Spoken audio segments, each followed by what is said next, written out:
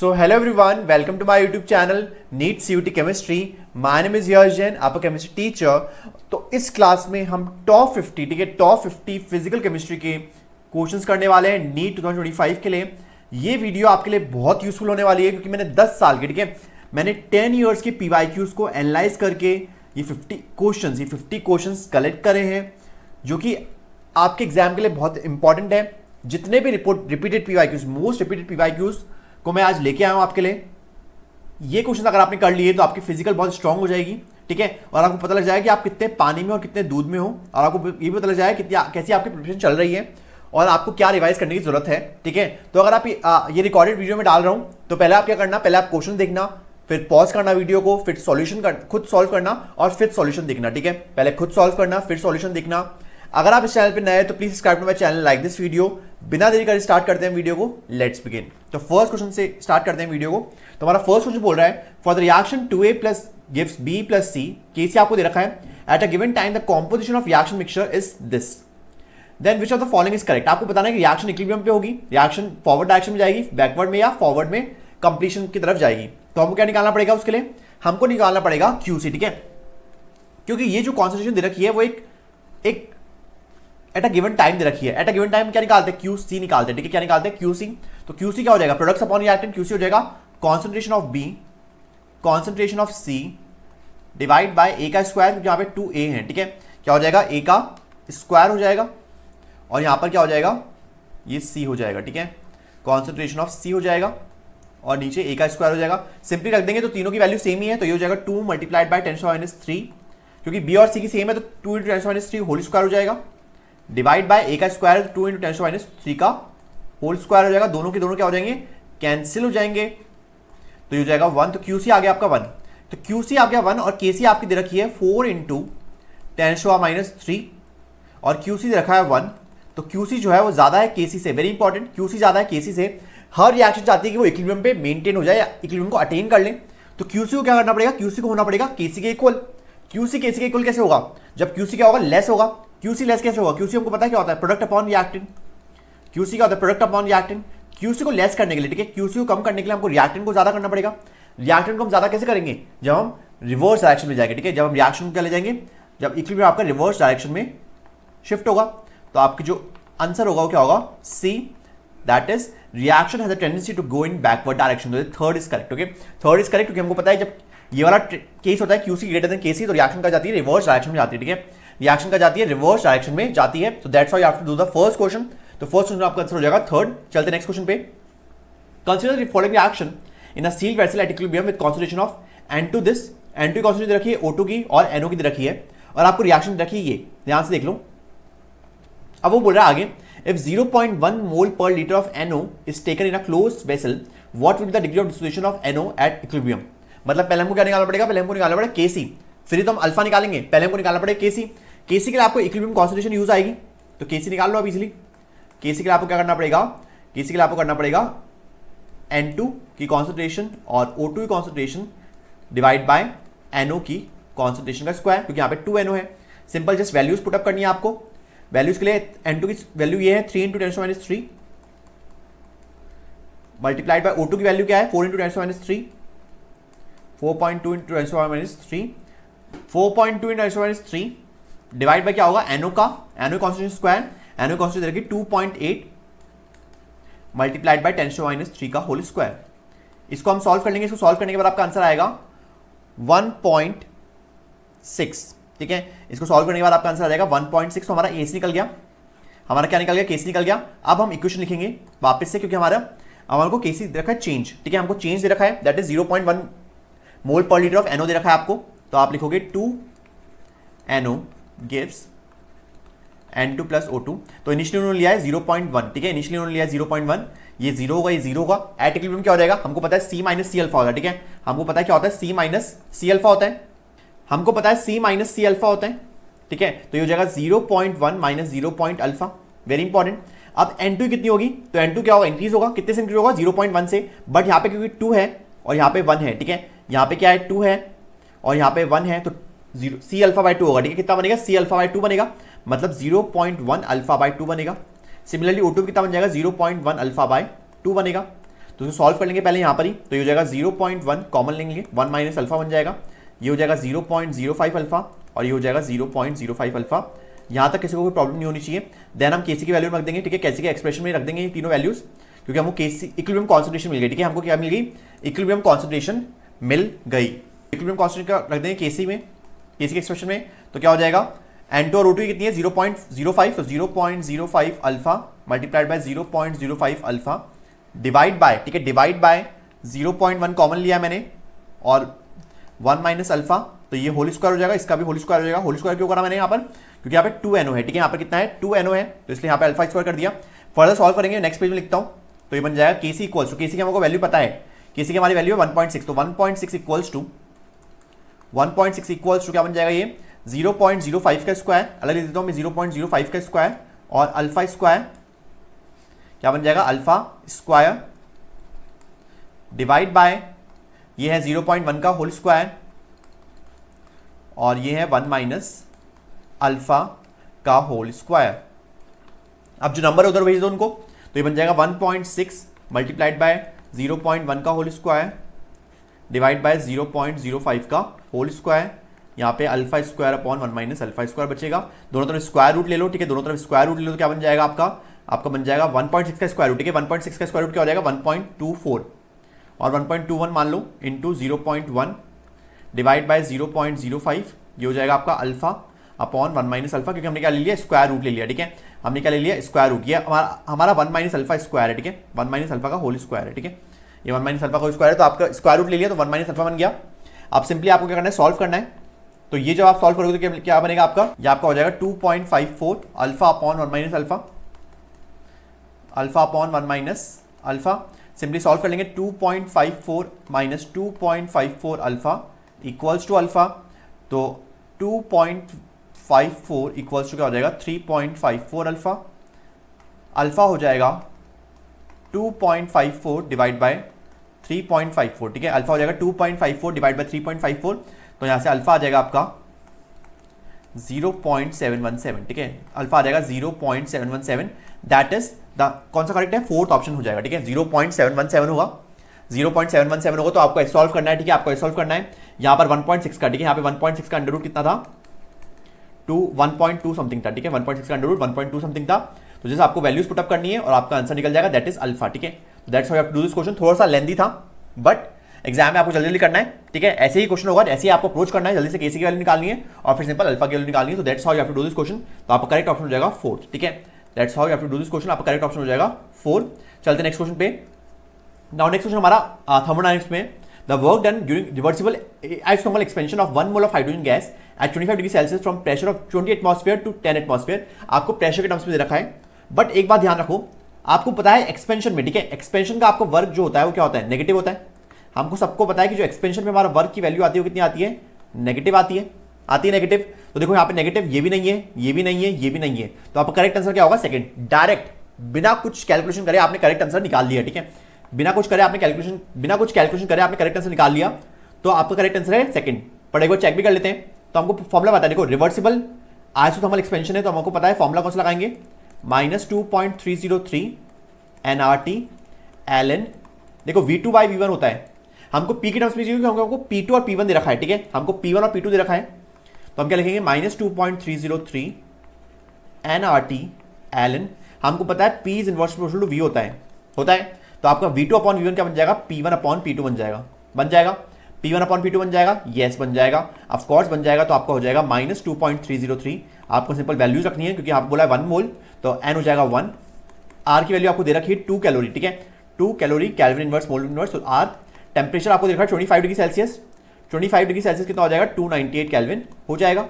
Of course हो जाएगा, तो 298 कर देंगे इसको, ठीक है, 298 कर देंगे मल्टीप्लाइड बाय, हमने 2.303 लिखा है तो log 20/10, तो 2 बन जाएगा, ये 2 बन जाएगा, log 2 होता है 0.3010, तो -2.303 multiplied by 2 into 298 multiplied by 0.3010। जब आप ये सॉल्व करोगे तो आपका आंसर नेगेटिव आएगा, और नेगेटिव एक ही ऑप्शन है यहाँ पर, दैट इज -413.14 कैलोरीज, ठीक है, तो आपको डायरेक्ट एग्जाम में तो डायरेक्ट करना है, ये मैंने आपको सिर्फ बताया था कि कैसे आपको अप्रोच करना है, ठीक है, कैसे आपको अप्रोच करना है, एग्जाम में आपको डायरेक्ट करना था, ठीक है, एग्जाम में आपको डायरेक्ट करना है, तो that's how you have to do this question. तो आपका करेक्ट ऑप्शन हो जाएगा सेकंड, ठीक है। नाउ आपका नेक्स्ट क्वेश्चन है काइनेटिक्स से, the rate of reaction quadruples when temperature change from 27 degree Celsius to 57 degree Celsius, calculate the free energy activation. आपको क्या निकालना है, एनर्जी ऑफ एक्टिवेशन निकालनी है, ठीक है, एनर्जी ऑफ एक्टिवेशन निकालनी है। तो हमको सिंपल फॉर्मुला पता है, यहाँ पे जब भी के और टी के, ये हमको कौन सा फॉर्मुला बताएं, हमको फॉर्मुला बताया ln k2 by k1, ln k2 by k1, या लिख सकते हो आप log k2 by k1, log k2 by k1 equals to EA upon 2.303 R 1 upon T1 minus T2, ये हमको पता है, वेंट ऑफ इक्वेशन से आता है ये फॉर्मूला, आता है log k2 upon k1 equals to EA upon 2.303 R 1 upon T1 minus T2। हमको पहले T1 और T2 निकालने पड़ेंगे। T1 आपका है क्या है 27 degree Celsius, that is 300 kelvin. T2 कितना है आपका 57 degree Celsius, that is 330 kelvin. कितना है 330 केल्विन है आपका, आ रहा है समझ में। EA की वैल्यू आपको निकालनी है, रेट ऑफ रिएक्शन क्वाड्रपल, तो K2 अगर K1 अगर K है तो K2 कितना है 4K हो जाएगा, क्वाड्रपल मतलब 4 गुना हो जाएगा, तो 4K हो जाएगा। K1 K है तो K2 हो जाएगा 4K। तो बस सिंपल वैल्यूज पुटअप कर दो, तो log K इक्वल्स टू हमारा हो जाएगा 4K upon K equals to EA same रहेगा 2.303। R की वैल्यू आपको कौन सी रखनी है 8.314। सिंपल सॉल्व करेंगे 1 अपॉन 300 होगा, T1 पहले रखना है आपको, 1 अपॉन 300 माइनस 1 अपॉन 330 हो जाएगा। हमेशा टेम्परेचर हमेशा आपको केल्विन में रखना है, ये K से K कैंसिल हो जाएगा, ठीक है, आपका K से K कैंसिल हो जाएगा, ये वाला ये log 4 हो जाएगा, तो EA हो जाएगा ये, तो EA हो जाएगा आपका, सब उधर ले जाओ, ठीक है, या एक बार और लिख लो log 4 equals to EA upon 2.303 multiplied by 8.314, ये बन जाएगा 330 माइनस 300, तो ये बन जाएगा 30 upon 300 multiplied by 330। Simple solve करो इसको, तो यहाँ से ए की वैल्यू आप निकल जाएगी, ठीक है साहब। EA इक्वल्स टू log 4 की 0.6021 multiplied by 2.303 multiplied by 8.314 multiplied by 300 multiplied by 330 divide by, ठीक है, डिवाइड बाय क्या हो जाएगा 30, डिवाइड बाय 30। सॉल्व कर लेना इसको, सॉल्व करने के बाद आपका आंसर आ जाएगा EA equals to 38.04 kilo joule per mole. You will get this answer जब आप सॉल्व करोगे, सिंपल कैलकुलेशन है, सिंपल मल्टीप्लिकेशन और डिवीजन है। Is first option, okay, 38.04 kilo joule per mole, that is first option. तो ये आपको इसने निकालना था। चलते हैं नेक्स्ट क्वेश्चन पे। नेक्स्ट क्वेश्चन है plot of osmotic pressure, the plot of osmotic pressure versus concentration for a solution give a straight line with slope this the temperature at which osmotic pressure measurement is done in. तो आपको temperature निकालना है, हमको पता है हमारी equation होती है पाई इक्वल्स टू CRT। हमारा स्लोप क्या हो जाएगा, जो टेम्परेचर पाई और कॉन्सेंट्रेशन के बीच में ग्राफ बनाया हुआ, ठीक है, तो आपका स्लोप क्या हो जाएगा, आपका स्लोप हो जाएगा RT, स्लोप हो जाएगा RT। स्लोप की वैल्यू कितनी रखी है 25.73, तो 25.73। R की वैल्यू क्या लेंगे आपको 0.083, तो 0.083 मल्टीप्लाइड बाय टेम्परेचर, टेम्परेचर हो जाएगा आपका 25.73 डिवाइड बाय 0.083, ये होगा 25.73 डिवाइड बाय 0.083। जब आप सॉल्व करोगे तो आपका आंसर आ जाएगा 310 केल्विन। कितना आ जाएगा 310 केल्विन आएगा, ठीक है, केल्विन में आपका आंसर आएगा क्योंकि R की यूनिट केल्विन में है। अब आपको कन्वर्ट करना पड़ेगा इसको डिग्री सेल्सियस में, ठीक है, तो टेम्परेचर को डिग्री सेल्सियस में कैसे कन्वर्ट करोगे, तो 300 माइनस 273 करना पड़ेगा, तो ये कितना हो जाएगा 10 माइनस 3 7, ये हो जाएगा 9 माइनस 10 माइनस 7 3, और ये हो जाएगा 2 माइनस 2 0, 37 डिग्री सेल्सियस आंसर आ जाएगा आपका। कितना आ जाएगा 37 degree Celsius, that is first option, ठीक है, तो फर्स्ट ऑप्शन आपका करेक्ट होगा 37 डिग्री सेल्सियस। ओके, सो टेम्परेचर आएगा 37 डिग्री सेल्सियस, कैल्विन में 310 डिग्री आएगा। सिंपल आपको स्लोप पता होगा तो RT निकल जाएगा। चलते नेक्स्ट पे। नाउ नेक्स्ट क्वेश्चन हमारा एम्पिरिकल फॉर्मुला से, compound X contains 32% of A, 20% of B and remaining % of C, then the empirical formula of X is, ठीक है, तो बहुत इजी क्वेश्चन है। ये जो परसेंटेज दे रखा होता है ना, यही आपको ग्राम में लेना होता है, ठीक है, तो मतलब मैं अगर स्टार्टिंग से कर रहा हूं तो आपका A जो है वो कितना दे रखा है 32 ग्राम, B आपको दे रखा है 20 ग्राम, और C आपका क्या हो जाएगा 100 में से 32 प्लस 20 को माइनस करोगे तो कितना हो जाएगा 100 माइनस 42, 100 माइनस 42 हो जाएगा, तो आपका हो जाएगा C48। C कितना आ गया 48 आ गया, आ रहा है समझ में, C48 आ गया। अब आप मोल्स निकालो तीनों के, N के मोल्स निकालो कितना आएगा 32, N का मॉलिक्यूलर वेट 64, तो ये हो जाएगा 0.5, सिमिलरली बी के निकाल लो, एन बी का है 40 और मास है 20, तो 20/40, तो ये हो जाएगा 0.5। सिमिलरली एन सी निकाल लो, एन सी कितना हो जाएगा 48 अपॉन आपका मास है 32, 48/32 कितना हो जाएगा 8 6 जा 48, 8 4 जा 32, 3/2, ठीक है, 2 3 6 और 2 जा 4, 3/2 हो गया, दैट इज 1.5। अब आपको क्या करना है, तीनों के मोल्स निकल के, ध्यान से देखो, अब आपको क्या करना है, तीनों के मोल्स निकल गए, तो अब इन तीनों को उस नंबर से डिवाइड करना है जो सबसे छोटा हो, ठीक है। अब इन तीनों को उस नंबर से डिवाइड करना है जो सबसे छोटा नंबर हो। सबसे छोटा नंबर कौन सा है 0.5, तो इसको 0.5 को 0.5 से मल्टीप्लाई डिवाइड कर दो, इस 0.5 को 0.5 से डिवाइड कर दो और इस 1.5 को 0.5 से डिवाइड कर दो, तो आपका आंसर आएगा 1, ये भी आएगा 1 और ये आएगा 3। आ रहा है समझ में? तो मतलब ए जो है वो ए क्या हो गया 1, बी भी हो गया 1 और सी क्या हो गया 3।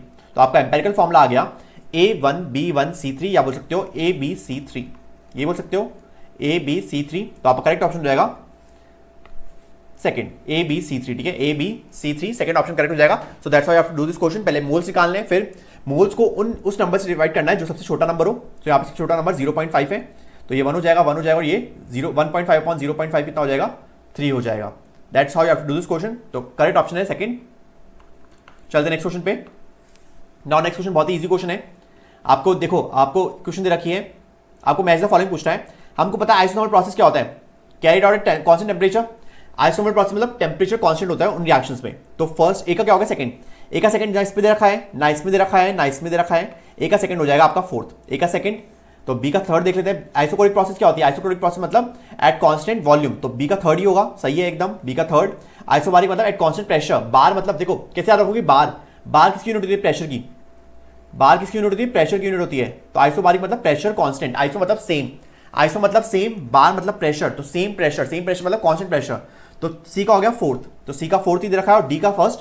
एडियाबैटिक प्रोसेस हमको पता है, एडियाबैटिक प्रोसेस में हीट एक्सचेंज नहीं होती अंदर बाहर, तो डी का फर्स्ट हमारा ऑप्शन हो जाएगा फोर्थ। तो करेक्ट ऑप्शन हो जाएगा फोर्थ। बहुत ही इजी क्वेश्चन था, सिंपल, एक ऑप्शन से आपका सारे ऑप्शन एलिमिनेट हो जाएंगे। चलते नेक्स्ट पे। ना अच्छा क्वेश्चन ये वाला, ध्यान से देखना, स्ट्रक्चर आइटम पे पूछा गया है। The energy of electron in the ground state n equals to 1 for He+ ion is this. आपको क्या दे रखी है, एनर्जी दे रखी है, ध्यान से देखो, He+ की कितनी रखी है -x। Then that for an electron in n equals to 2 state for B3+ ion पूछ रहा है वो, मतलब एनर्जी ऑफ B3+ पूछ रहा है वो, कितनी पूछ रहा है, एनर्जी ऑफ B3+ पूछ रहा है। तो ध्यान से देखो, हमको एनर्जी का फॉर्मूला पता है, एनर्जी का फॉर्मूला क्या होता है, -RH² n²। RH क्या है, रिडबर्ग कांस्टेंट, RH क्या है, रिडबर्ग कांस्टेंट। तो E ऑफ He क्या हो जाएगा, E ऑफ He+ क्या हो जाएगा, -RH, हमको वैल्यू निकालने की जरूरत नहीं है, Z², H के लिए Z कितना होता है, हीलियम, हाइड्रोजन हीलियम, तो 2, तो 2 का स्क्वायर अपॉन n, देखो n क्या दे रखा है 1, तो 1 का स्क्वायर 1 ही होगा, तो यहाँ 1 लिखेंगे। और He+ दे रखा है आपको -x, ये कितना दे रखा है आपको, -x दे रखा है, कितना दे रखा है, -x दे रखा है। तो यहाँ से हम RH की वैल्यू निकाल सकते हैं, RH की वैल्यू क्या हो जाएगी, यहाँ से माइनस से माइनस कैंसिल हो जाएगा आपका, RH की वैल्यू हो जाएगी x/4 हो जाएगी, RH की वैल्यू हो जाएगी आपकी x/4। तो हमने यहाँ से RH की वैल्यू निकाली, ठीक है, रिडबर्ग कांस्टेंट की वैल्यू निकाली हमने यहाँ से। अब EB3+ का भी सिंपल निकाल देंगे, फॉर्मूला क्या होता है, -RH into Z² n²। B के लिए Z कितना हो जाएगा, हाइड्रोजन हीलियम लिथियम बेरिलियम, तो 4, तो -RH की वैल्यू क्या है, x/4 इंटू Z² मतलब 4 4 16, तो 4 का स्क्वायर। अब n देखो यहाँ पे n2 बोल रहा है, तो n2 मतलब 2 का स्क्वायर, सिंपल सॉल्व कर देंगे, -x/4 मल्टीप्लाइड बाय 4 4 16 अपॉन 2 4, ये 4 से 4 कैंसिल, 4 से 16 और ये 4 से 4 कैंसिल, तो आपका आंसर आ जाएगा -x, वेरी इंपॉर्टेंट। तो आपका आंसर आ जाएगा -x, तो अब B3+ का आ जाएगा आपको -x। देख लो -x का दे रखा है फर्स्ट ऑप्शन में, तो करेक्ट हो जाएगा first. So that's why you have to do this question. आपको फॉर्मूला पता होना चाहिए वाला, ठीक है, आपको ये वाला फॉर्मूला पता होना चाहिए, आपको ये वाला फॉर्मूला पता होना चाहिए, क्लियर है। चलते नेक्स्ट पे। नाउ नेक्स्ट बोल रहा है बहुत इजी क्वेश्चन है, केपी और केसी कब इक्वल नहीं होंगे, केपी और केसी कब इक्वल नहीं होंगे, तो हमको पता है formula, KP equals to KC RT del Ng। जब del Ng आपका क्या होगा, del Ng आपका 0 हो जाएगा, del Ng 0 हो जाएगा, तो RT की पावर क्या होती है 0, RT की पावर 0 रखते हैं तो 1 हो जाता है। तो अगर del Ng 0 होता है, अगर del Ng 0 होता है तो केपी और केसी इक्वल होते हैं। अगर del Ng 0 हो तो केपी और केसी इक्वल होते हैं। यहाँ पूछा नॉट इक्वल, तो हमको वही देखना है कि डेल एन जी किसमें जीरो नहीं है, डेल एन जी किसमें जीरो नहीं है। तो देखो यहाँ पर डेल एन जी जीरो है 2 - 2, तो यहाँ पे डेल एन जी जीरो, यहाँ पे 2 - 2, तो यहाँ पे del N G zero, 1 1 2 2 - 2 0, del N G यहाँ पे भी जीरो। तो कौन सा करेक्ट होगा? फर्स्ट में क्या है 1 + 1 2 2 - 1 1, तो यहाँ पे डेल एन जी 1 है, यहाँ पे डेल एन जी कितना है 1 है, तो डेल एन जी यहाँ पे 1 है, तो हमारा करेक्ट आंसर हो जाएगा। नॉट पूछा था केपी एंड केसी, यहाँ पे इक्वल नहीं होंगे, ठीक है, यहाँ पे केपी और केसी इक्वल नहीं होंगे। आए समझ में? तो that's how you have to do this question. Simple, आपको डेल एन जी की वैल्यूज लिखनी थी हर ऑप्शन के लिए। चलते हैं नेक्स्ट क्वेश्चन पे। नेक्स्ट क्वेश्चन एक अच्छा क्वेश्चन है, व्हिच प्लॉट ऑफ एलन के versus 1/t is consistent with Arrhenius equation. हमको पता है अरेनियस इक्वेशन क्या होती है, k = AE - EA/RT। दोनों तरफ एलन ले लो क्योंकि एलन ले रखा है इन लोगों ने, तो एलन k = एलन A, और एलन E1 होता है, एलन E1 होता है तो -EA/RT हो गया, -EA/RT हो गया। उन्होंने ग्राफ बना रखा है, ध्यान से देखो, उन्होंने ग्राफ बना रखा है एलन k वर्सेस 1/t, मतलब 1/t के बीच में बना रखा है, ठीक है, 1/t के बीच में बना रखा है। तो हमारा y = mx + c से निकाल देंगे। आपका c क्या हो जाएगा, एलन ए हो जाएगा, मतलब c की कोई वैल्यू है, ठीक है, c की वैल्यू है, 0 से स्टार्ट नहीं होगा आपका ग्राफ 0 से स्टार्ट नहीं होगा तो ये तो गलत ही हो जाएगा, ठीक है। और जो आपका स्लोप है, ध्यान से देखो, आपका स्लोप क्या हो जाएगा -EA/R। स्लोप क्या आपका नेगेटिव है, स्लोप क्या है, नेगेटिव है, नेगेटिव मतलब डिक्रीजिंग ग्राफ बनेगा, डिक्रीजिंग बनेगा, इंक्रीजिंग बनेगा, तो ये भी गलत, ये भी गलत, क्योंकि यहाँ पे इंक्रीजिंग ग्राफ दे रखा है, ये वाला हमारा सही होगा, ठीक है। डिक्रीजिंग ग्राफ है और हमारा जो स्लोप है, जो हमारा सॉरी इंटरसेप्ट है, उसकी वैल्यू क्या हो जाएगी, एलन ए हो जाएगी, ठीक है, एलन ए हो जाएगी हमारी इंटरसेप्ट की वैल्यू, और स्लोप की वैल्यू हो जाएगी -EA/R, that is slope negative है, स्लोप नेगेटिव तो आपका क्या हो जाएगा, डिक्रीजिंग ग्राफ बनेगा, ठीक है, आपका क्या बनेगा, डिक्रीजिंग ग्राफ बनेगा। आई होप इट्स क्लियर। चलते नेक्स्ट क्वेश्चन पे। डिक्रीजिंग ग्राफ बनेगा तो आपका करेक्ट आंसर हो जाएगा 4th, करेक्ट आंसर हो जाएगा आपका 4th। चलते नेक्स्ट पे। नाउ नेक्स्ट हमारा हेनरीज लॉ कांस्टेंट से, बहुत इजी क्वेश्चन है। द हेनरीज लॉ कांस्टेंट, ये आपके 12th के एग्जाम में भी आया हुआ था। The Henry's law constant KH values of 3 gases A B C are this and this, ठीक है, this respectively the solubility of these gas in the water follows the order. तो हमको पता है फॉर्मूला, हमारा फॉर्मूला क्या होता है, जो पार्शियल प्रेशर होता है इज डायरेक्टली टू x और P = KHX होता है। x क्या है यहाँ पर, सॉल्युबिलिटी को दिखाता है, ठीक है, x मोल फ्रैक्शन है, यहाँ पर x नहीं बोलते, ऐसे इसको बोलते हैं काय, इसको क्या बोलते हैं, काय बोलते हैं, उसको बनाते हैं ऐसे हैं, ऐसे बना लो, x बना लो, कैसे बना लो, तो इसको ये होता है हमारा मोल फ्रैक्शन, और ये मोल फ्रैक्शन हमारा सॉल्युबिलिटी को रिप्रेजेंट करता है।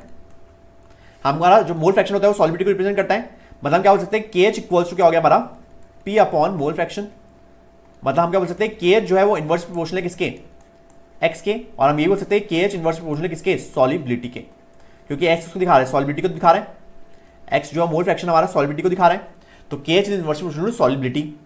तो अगर KH की वैल्यू हमारी, तो हमारा सॉल्युबिलिटी का ऑर्डर क्या हो जाएगा, सॉल्युबिलिटी का ऑर्डर क्या हो जाएगा, जिसमें KH की वैल्यू सबसे कम है उसकी सॉल्युबिलिटी सबसे ज्यादा होगी, जिसकी KH की वैल्यू सबसे कम है उसकी सॉल्युबिलिटी सबसे ज्यादा होगी। KH की वैल्यू सबसे कम किसकी है, B की, तो B की सॉल्युबिलिटी सबसे ज्यादा, फिर C की है, और फिर A की सबसे कम होगी, ठीक है, A की सबसे ज्यादा, KH की वैल्यू सबसे ज्यादा है A की, तो सॉल्युबिलिटी की वैल्यू सबसे कम होगी। तो आपका फॉर्मूला होगा BCA। BCA क्या दे रखा है, BCA सेकंड ऑप्शन, तो आपका करेक्ट आंसर हो जाएगा सेकंड, ठीक है।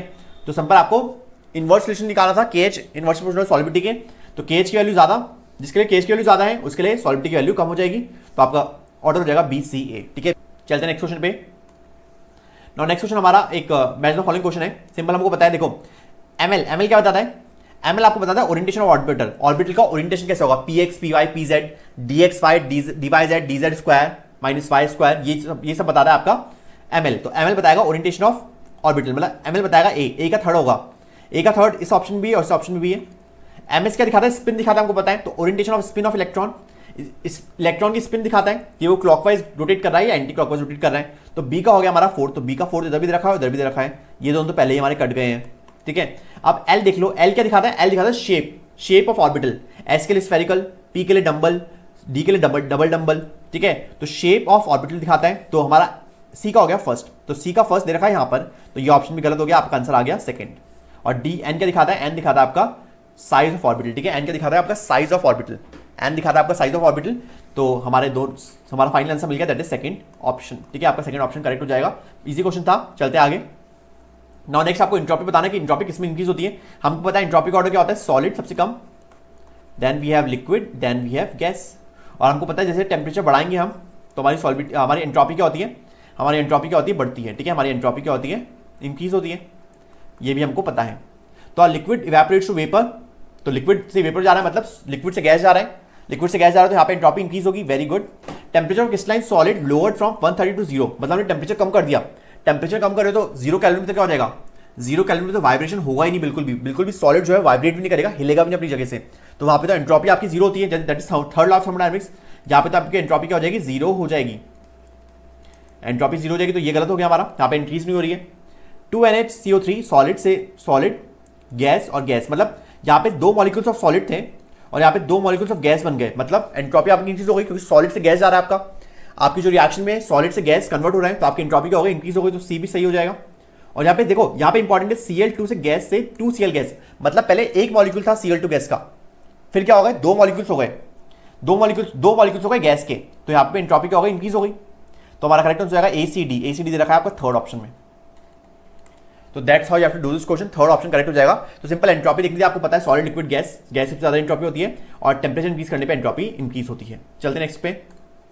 नेक्स्ट अब एक अच्छा क्वेश्चन है, 1 gram of sodium hydroxide was treated with 25 ml of 0.75 molar HCl solution, the mass of sodium hydroxide left unreacted. आपको निकालना है कि कितना अनरिएक्टेड बचा, कितना रिएक्ट करा वो नहीं निकालना, कितना अनरिएक्टेड बचा वो निकालना है। तो पहले आपको कितना रिएक्ट हुआ वो निकालना पड़ेगा, तो उसके लिए आपको मोल्स निकालने पड़ेंगे HCl के, मोल्स ऑफ HCl कैसे निकालोगे, हमको पता है कॉन्सेंट्रेशन क्या होती है, number of moles upon volume, तो n क्या हो जाएगा, C इंटू V हो जाएगा। कॉन्सेंट्रेशन रखी 0.75 और 25 ml दे रखा है, 25 को क्या करोगे लीटर में कन्वर्ट करोगे, 25/1000 हो जाएगा ये। इसको सॉल्व कर लेंगे, इसको सॉल्व करेंगे तो कितना बन जाएगा, 0.01875 बन जाएगा, दैट इज मोल। इतने मोल्स आ गए आपके किसके, HCl के। अब इन मोल से आप क्या निकालोगे, मास निकालोगे कि कितना मास ऑफ HCl है, क्योंकि हमको पता है रिएक्शन से, रिएक्शन के अकॉर्डिंग क्या होता है, हमारा HCl प्लस NaOH रिएक्ट करता है तो 1:1 ही होता है, मतलब 1 मोल ऑफ NaOH 1 HCl से रिएक्ट करेगा 1 मोल ऑफ HCl से, या उल्टा बोल लो 1 mole of HCl 1 mole of NaOH से रिएक्ट करेगा। तो पहले हमको मास निकालना पड़ेगा HCl के लिए, ये हमारे मोल्स निकले, ठीक है। अब मास ऑफ HCl कितना हो जाएगा, मास ऑफ HCl कितना हो जाएगा, हमको पता है n इक्वल्स टू क्या होता है, given weight upon molecular wait, तो गिवन वेट क्या हो जाएगा, n into m, n into m हो जाएगा, n कितना निकला आपका 0.01875। मोलर मास कितना होगा, मोलर मास कितना होता है 35.5 होता है Cl के लिए, H के लिए होता है 1 36.5, तो 36.5 हो गया, मोलर मास कितना आ गया 36.5, मल्टीप्लाई कर दो आंसर आ जाएगा, आपका आंसर आएगा 0.684 ग्राम, ठीक है। मास ऑफ HCl कितना हो जाएगा 0.684 ग्राम। अब इतना मास आ गया आपका HCl का, ठीक है, इतना आ गया HCl का। अब हमको पता है कि NaOH का मास कितना होता है 40 ग्राम और HCl का होता है 36.5 ग्राम, दोनों 1:1 है, मतलब 1 मोल HCl के लिए 1 मोल NaOH चाहिए होगा, मतलब हम लिख सकते हैं कि 36.5 ग्राम 36.5 ग्राम HCl जो है वो 40 ग्राम NaOH से रिएक्ट करेगा। हमारे पास कितना HCl है, हमारे पास 0.684, तो 0.684 ग्राम HCl कितने से करेगा, 40/36.5 मल्टीप्लाइड बाय 0.684, इतने से करेगा। इसको जब आप सॉल्व करोगे तो कितना आएगा 0.75 NaOH रिएक्ट करेगा। मतलब अगर आप इतना HCl ले रहे हो, अगर आप इतना HCl ले रहे हो तो कितना रिएक्ट करेगा NaOH, 0.75 ग्राम NaOH रिएक्ट करेगा, बट हमको रिएक्ट करेगा नहीं निकालना, हमको निकालना है अनरिएक्टेड कितना बचेगा। तो हमारा टोटल कितना था 1 ग्राम, तो अनरिएक्टेड निकालोगे इजीली, अनरिएक्टेड कितना बचेगा 1 माइनस कितना रिएक्ट करा 0.75 रिएक्ट करा, तो कितना हो जाएगा 0.25, तो 0.25 ग्राम आपका करेक्ट आंसर हो जाएगा। बट हमको mg में दे रखा है तो 0.25 को लिख सकते हैं 25 250 mg लिख सकते हैं 250 mg, mg मतलब 10⁻�3, ठीक है। तो आपका अनरिएक्टेड कितना होगा NaOH 250 mg अनरिएक्टेड होगा, तो आपका करेक्ट आंसर हो जाएगा सेकंड, करेक्ट आंसर हो जाएगा आपका second. That's why you have to do this question, very important, सारे स्टेप बाय स्टेप आपको क्वेश्चन करना है। पहले आपको मोल्स निकालना है HCl के, फिर मास निकालना है, फिर मास से आपको कंपेयर करना है मोलर मास से, और फिर आपको निकलेगा रिएक्टेड, ठीक है, कितना रिएक्ट हुआ आपको निकालना है। क्वेश्चन ध्यान से पढ़ना है कि आपको निकालना है अनरिएक्टेड, ठीक है, अनरिएक्टेड निकालना है। अनरिएक्टेड के लिए आपको माइनस करना पड़ेगा 1 से, 1 माइनस 0.75 आपका आ जाएगा 0.25, दैट इज 250 mg आ जाएगा आपका। So that's how you have to do this question, I hope it's clear, second option आपका करेक्ट होगा। चलते नेक्स्ट क्वेश्चन पे। नेक्स्ट क्वेश्चन बोल रहा था equilibrium concentration of the species in the reaction, the equilibrium concentration of the species in the reaction A plus B gives C plus D are this at 300 Kelvin। del G not निकालना है, बहुत easy question है, हमको पहले किसी निकालना पड़ेगा, किसी कैसे निकालोगे C plus D क्या है 10 इंटू 6, और ए और बी की है 2 इंटू 3, तो 2 इंटू 3 हो जाएगा, ये 2 3 6 6 से 6 कैंसिल हो जाएगा, तो 10 हो जाएगा, ये क्या बन जाएगा, ये 10 हो जाएगा, कैसे आगे 10। हमको पता है del G naught equals to होता है minus 2.303 R T log of K C, ये हमको पता है, ये हमको पता है। तो माइनस 2.303, आर की वैल्यू आपको दे रखी है 2, तो 2 रखना है, टेम्परेचर देखा है 300, तो 300 रखना है, और के सी आगे लॉग 10, लॉग 10 होता है आपका 1, तो लॉग 10 तो भूल ही जाओ, 1 ही हो जाएगा वो। सिंपल आपको सॉल्व करना है, माइनस 2.303 2 इंटू 300, सिंपल आपको ये सॉल्व करना है, तो आपका करेक्ट आंसर हो जाएगा। आपका सॉल्व करने के बाद आ जाएगा माइनस 1380 कैलोरी, आपका सॉल्व करने के बाद आएगा minus 1380 calorie, that is del G naught. तो आपको सबसे नियरेस्ट आंसर कौन सा हो जाएगा, आपका हो जाएगा थर्ड, ठीक है, माइनस 1381.80 कैलोरी, ठीक है। तो आपको सिंपल ऐसे करना था, del G naught equals to minus R T log L N minus 2.303 R T log K C लगाना था, सिंपल क्वेश्चन था, पहले के सी निकाल देना था, ठीक है। चलते नेक्स्ट पे।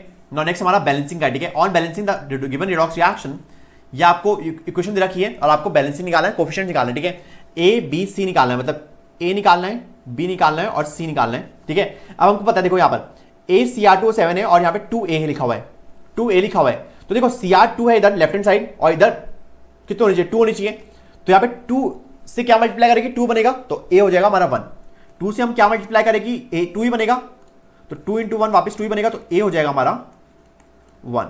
आया समझ में, तो a जो होगा वो 1 होगा, तो ये आंसर गलत और ये आंसर गलत, तो या तो ये हो सकता है या ये हो सकता है। अब हम करेंगे हिट एंड ट्रायल मेथड, ठीक है, हिट एंड ट्रायल मेथड करेंगे।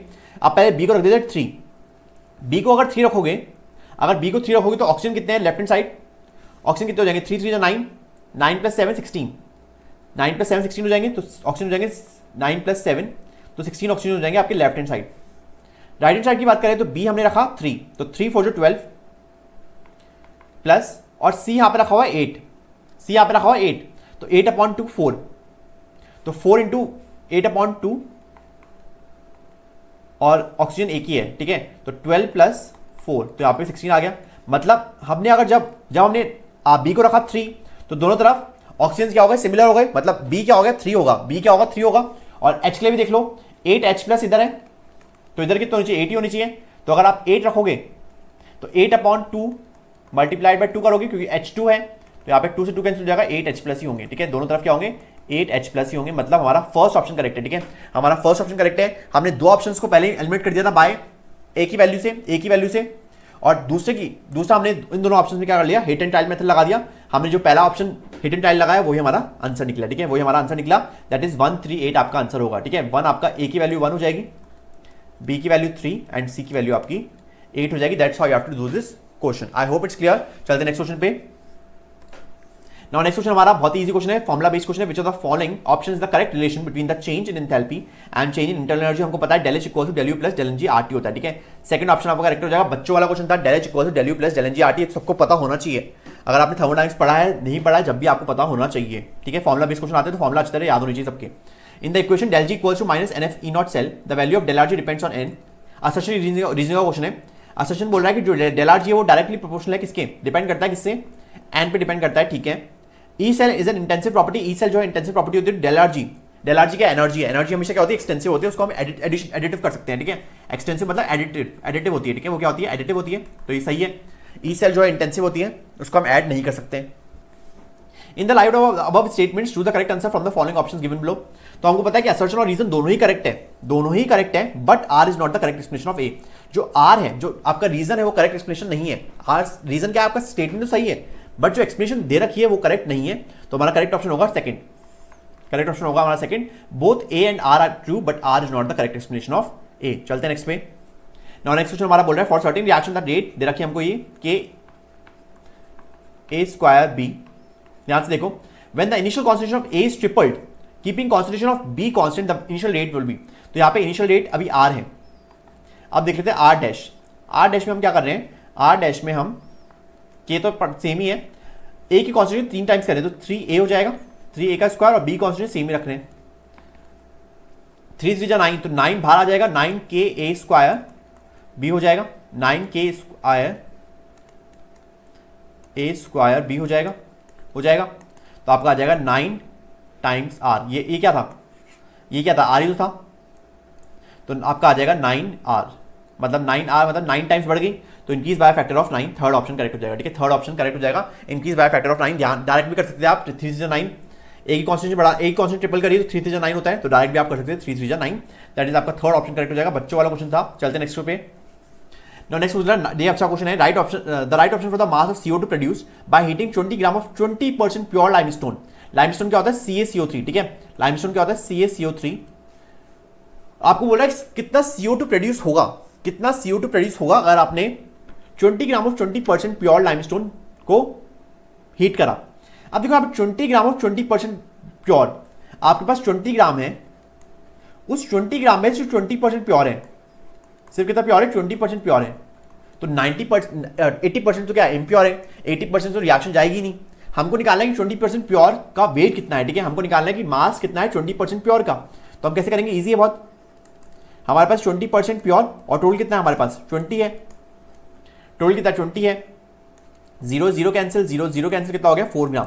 तो आपका प्योर कितना आ गया? एम आ गया प्योर 4 ग्राम। मतलब आपके पास कितना प्योर CaCO3 है? आपके पास सिर्फ 4 ग्राम प्योर CaCO3 है। ठीक है, ये आपका प्योर CaCO3 है। आ रहा है समझ में? तो रिएक्शन तो सिर्फ 4 ग्राम से होगी।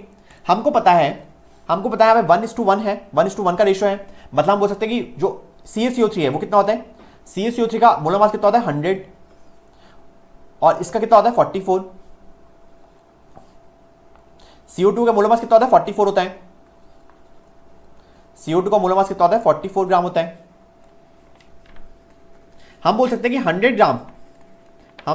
100 ग्राम CaCO3 से हमारा 44 ग्राम CO2 प्रोड्यूस होगा। बट हमारे पास कितना है? 4 ग्राम ही तो है, हमारे पास 4 ग्राम है। तो 4 ग्राम CaCO3 से कितना होगा? Simple unitary method, 44/100 into 4। 44/100 into 4 simple solve करोगे तो आपका आ जाएगा 1.76 ग्राम। ठीक है, सिंपल आ जाएगा 1.76 ग्राम। तो आपका सेकंड ऑप्शन करेक्ट हो जाएगा। ठीक है, सेकंड ऑप्शन करेक्ट हो जाएगा 1.76 ग्राम। ठीक है, सेकंड ऑप्शन आपका करेक्ट हो जाएगा 1.76 gram. So that's how you have to do this question. ठीक है, बहुत इजी क्वेश्चन था। चलते हैं आगे। सिंपल आपको समझना था। ठीक है, समझना था। मूल कॉन्सेप्ट अगर आपने पढ़ रखा है तो बहुत इजीली क्वेश्चन हो जाएंगे। ठीक है, मूल कॉन्सेप्ट अगर आपने पढ़ रखा है तो बहुत इजी क्वेश्चन हो जाएंगे। ठीक है, चलते नेक्स्ट पे।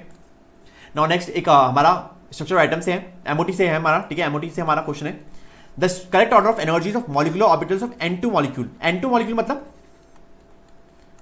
N2 में, नाइट्रोजन में कितने इलेक्ट्रॉन्स है? नाइट्रोजन टोटल मतलब N2 में कितने इलेक्ट्रॉन्स है? 14। हमारे को पता है कि 14 इलेक्ट्रॉन्स तक, 14 से कम या 14 इलेक्ट्रॉन्स तक क्या होता है? हमारे पास मिक्सिंग होती है sp ऑर्बिटल्स की। मिक्सिंग ऑफ sp ऑर्बिटल्स होता है, उसकी वजह से एनर्जी थोड़ा अलग होता है। Mixing of s and p orbitals होता है, उसकी वजह से एनर्जी जो होती है वो थोड़ी अलग होती है। एनर्जी ऑर्डर देख लेते हैं पहले। Sigma 1s, sigma star 1s, sigma 2s, sigma star 2s। ये तक यहाँ तक सबके लिए सेम है, यहाँ तक सबके लिए सेम है। फिर देखो यहाँ पर पाई वाला पहले आता है, यहाँ पे पाई वाले पहले आता है, पाई 2px और पाई 2py पहले आता है। फिर सिग्मा 2pz होता है, फिर ऊपर सेम ही रहता है। ठीक है, ऊपर सही हो जाता है वापस, pi star 2px, pi star 2px and pi star 2py और सिग्मा 2pz हो जाता है। तो यहाँ पे देखो पाई 2px और पाई 2py, यहाँ तक तो सबके लिए सेम है। ठीक है, यहाँ तक सबके लिए सेम ही है, यहाँ तक तो सबके लिए सेम ही है। तो यहाँ देखना ही नहीं है हमको। यहाँ देखो पाई 2px पाई 2py सही है, फिर सिग्मा 2pz आएगा। ठीक है, pi star 2px pi star 2py आएगा, सिग्मा स्टार 2pz। आपका फर्स्ट ऑप्शन ही करेक्ट हो गया। ठीक है, आपका फर्स्ट ऑप्शन ही करेक्ट हो गया। ठीक है, ये गलत हो जाएगा क्योंकि यहाँ पे सिग्मा स्टार पर लिखा हुआ है तो ये भी गलत। यहाँ पे ठीक है, यहाँ पाई 2px लिखा हुआ है, फिर देखो यहाँ पे सिग्मा 2pz लिखा हुआ है तो ये भी गलत। यहाँ पे पाई 2px लिखा हुआ है, फिर पाई स्टार 2px लिखा हुआ है तो ये भी गलत। आपका पहले पाई 2px पाई 2py आएगा, फिर सिग्मा 2pz आएगा। ठीक है, तो आपको याद रखना है 14 इलेक्ट्रॉन तक। ठीक है, 14 इलेक्ट्रॉन तक क्या होता है? मिक्सिंग हो जाती है। ठीक है, 14 इलेक्ट्रॉन तक क्या हो जाता है? मिक्सिंग हो जाती है s एंड p ऑर्बिटल्स की, ड्यू टू विच हमारा एनर्जी ऑर्डर थोड़ा ऊपर नीचे हो जाता है। ठीक है, एनर्जी ऑर्डर हमारा ऊपर नीचे हो जाता है। जो हमारा सिग्मा 2pz नीचे होना चाहिए था वो ऊपर आ जाता है, और पाई 2px और पाई 2py जो ऊपर होने चाहिए थे वो हमारे नीचे आ जाते हैं। ठीक है, बट अगर हम 14 इलेक्ट्रॉन से ज्यादा की बात करें तो ये रिवर्स हो जाता है। ठीक है, ये रिवर्स हो जाता है, सिग्मा 2pz नीचे आ जाएगा, जो नॉर्मल होता है सिग्मा 2pz नीचे आ जाएगा और पाई 2px और पाई 2py ऊपर आ जाएंगे। चलते नेक्स्ट पे। तो हमारा इसका ऑप्शन करेक्ट हो जाएगा फर्स्ट। ठीक है, नेक्स्ट हमारा वापस से स्ट्रक्चर आइटम से, the relation between NM. NM क्या है? The number of permissible values of magnetic quantum number, very important, for a given value of azimuthal quantum number. Azimuthal quantum number आपको दे रखा है एल, और आपको एनएम और एल में निकालना रिलेशन। तो क्या होता है? आपका फर्स्ट रिलेशन होता है। ठीक है, L equals to NM minus 1/2। ये एनएम और एमएल अलग है। ठीक है, एमएल अलग होता है और एनएम अलग होता है। ठीक है, एनएम क्या बोल रहा है, number of permissible values of magnetic quantum number, जो एमएल की वैल्यूज है उसको बोलते हैं एनएम, ठीक है। एमएल की वैल्यूज को बोलते हैं एनएम। जैसे अगर मैं बात करूं, मेरे पास एल है, ठीक है, मेरे पास एल है, अगर मान लेते 2, तो एमएल कितना हो जाएगा, एमएल हो जाएगा -2 to +2, -2 -1 0 +1 एंड +2। तो यहाँ पे एमएल की कितनी वैल्यूज आई, 5 वैल्यूज। तो एमएल की 5 वैल्यूज आई, मतलब एनएम, यहाँ पे एनएम क्या हो जाएगा, 5 हो जाएगा। आ रहा है समझ में, एनएम क्या, एनएम क्या है, एनएम है the values of ML, the values of ML. तो एनएम हो जाएगा 5। अब फॉर्मूला भी रख देते हैं, अगर हम चेक कर लेते हैं कि फॉर्मूला सही है नहीं है, तो हम यहाँ से एल निकालेंगे एनएम से। एनएम क्या है, 5, तो 5 - 1/2, 5 - 1/2 मतलब 4/2, 4/2 इज 2। तो एल की वैल्यू आ गई 2, एल की वैल्यू हमने 2 ही ली थी। तो हमारा ये कौन सा फॉर्मूला करेक्ट हो जाएगा, फर्स्ट, ठीक है। दैट्स हाउ वेरिफिकेशन भी कर सकते हो, वेरिफिकेशन ना करके भी आप क्या कर सकते हो, फॉर्मूले में रख के भी, वैल्यूज पुटअप करके भी आप फॉर्मूला निकाल सकते हो कि कौन सा फॉर्मूला सही है, कौन सा फॉर्मूला हमारे जो वैल्यूज है उसको क्या कर रहा है, जस्टिफाई कर रहा है, ठीक है। तो फर्स्ट आपका क्वेश्चन करेक्ट हो जाएगा, फर्स्ट ऑप्शन करेक्ट हो जाएगा, ठीक है, फर्स्ट ऑप्शन करेक्ट हो जाएगा। चलते नेक्स्ट पे। नेक्स्ट हमारा बोल रहा है the conductivity of centimolar solution of KCl at 25 degree Celsius is 0.0210 ohm inverse centimetre inverse. ये कंडक्टिविटी दे रखी है आपको। And resistance of the cell containing the solution at 25 degree Celsius 60 ohm. आपको रेजिस्टेंस दे रखा है 60 ओम, और आपको कंडक्टिविटी दे रखी है, कापा दे रखा है, आपको कितना दे रखा है 0.0210। हमको पता है R इक्वल्स टू क्या होता है, रो L/A, और रो और कंडक्टिविटी क्या होती है, इनवर्स रेसिप्रोकल होते हैं। रो इक्वल्स टू क्या होता है, 1/कापा, क्या होता है 1/कापा। तो रो की जगह लिख दूं मैं, रो की जगह लिख दूंगा मैं 1/कापा और L/A। और आपका सेल कांस्टेंट क्या होता है, cell constant is nothing but L/A ही आपको निकालना है, आपको L/A ही निकालना है। आ रहा है समझ में, तो सिंपल क्या करोगे, R multiplied by kappa equals to L/A। R क्या है 60 इंटू 0 पॉइंट, तो आपका L/A हो जाएगा, L/A हो जाएगा 60 मल्टीप्लाइड बाय 0.0210। सिंपल सॉल्व करोगे इसको, सिंपल सॉल्व करने के बाद क्या आ जाएगा, सॉल्व करोगे तो कितना आ जाएगा इसको 1.26 सेंटीमीटर इनवर्स, क्योंकि L/A की यूनिट क्या होती है, सेंटीमीटर इनवर्स होती है। तो 1.26 centimetre inverse, that is third option is correct, okay. 1.26 centimetre inverse हो जाएगा आपका answer, that is third option. 60 multiply by, simple आपको R इंटू K करना था, ठीक है, RK करना था। चलते नेक्स्ट पे, तो आपका करेक्ट ऑप्शन हो जाएगा थर्ड। चलते नेक्स्ट क्वेश्चन पे। नाउ नेक्स्ट क्वेश्चन हमारा इलेक्ट्रोकेमिस्ट्री से है, वेरी इंपॉर्टेंट क्वेश्चन, ध्यान से देख लो।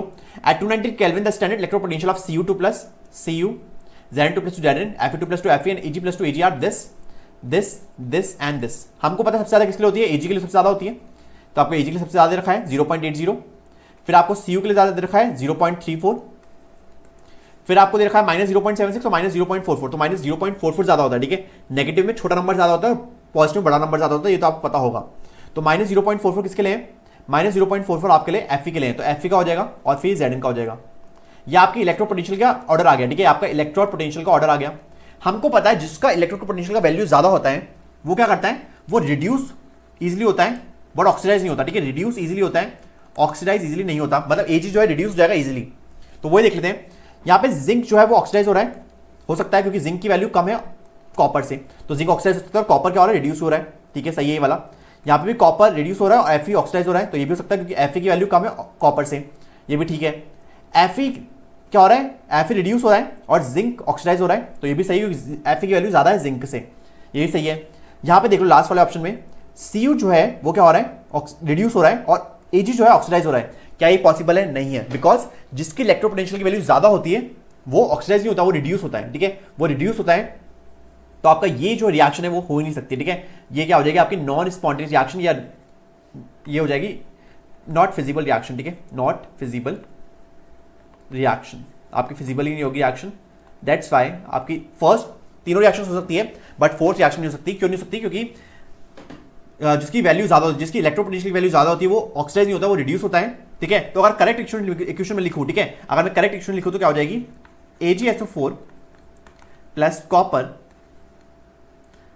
गिव्स CuSO4 प्लस Ag, ठीक है। ये आपकी इक्वेशन करेक्ट हो जाएगी, क्योंकि यहाँ पे Ag जो है वो कॉपर को ऑक्सीडाइज कर रहा है और खुद क्या हो रहा है, रिड्यूस हो रहा है, ठीक है। कॉपर को ऑक्सीडाइज कर रहा है, खुद क्या हो रहा है, रिड्यूस हो रहा है। तो इसका करेक्ट आंसर हो जाएगा दैट इज इनकरेक्ट। आपको इनकरेक्ट पूछा था, कैन नॉट अकर पूछा था, तो आपका फोर्थ ऑप्शन करेक्ट हो जाएगा, ठीक है, फोर्थ ऑप्शन आपका करेक्ट हो जाएगा। चलते हैं नेक्स्ट क्वेश्चन पे।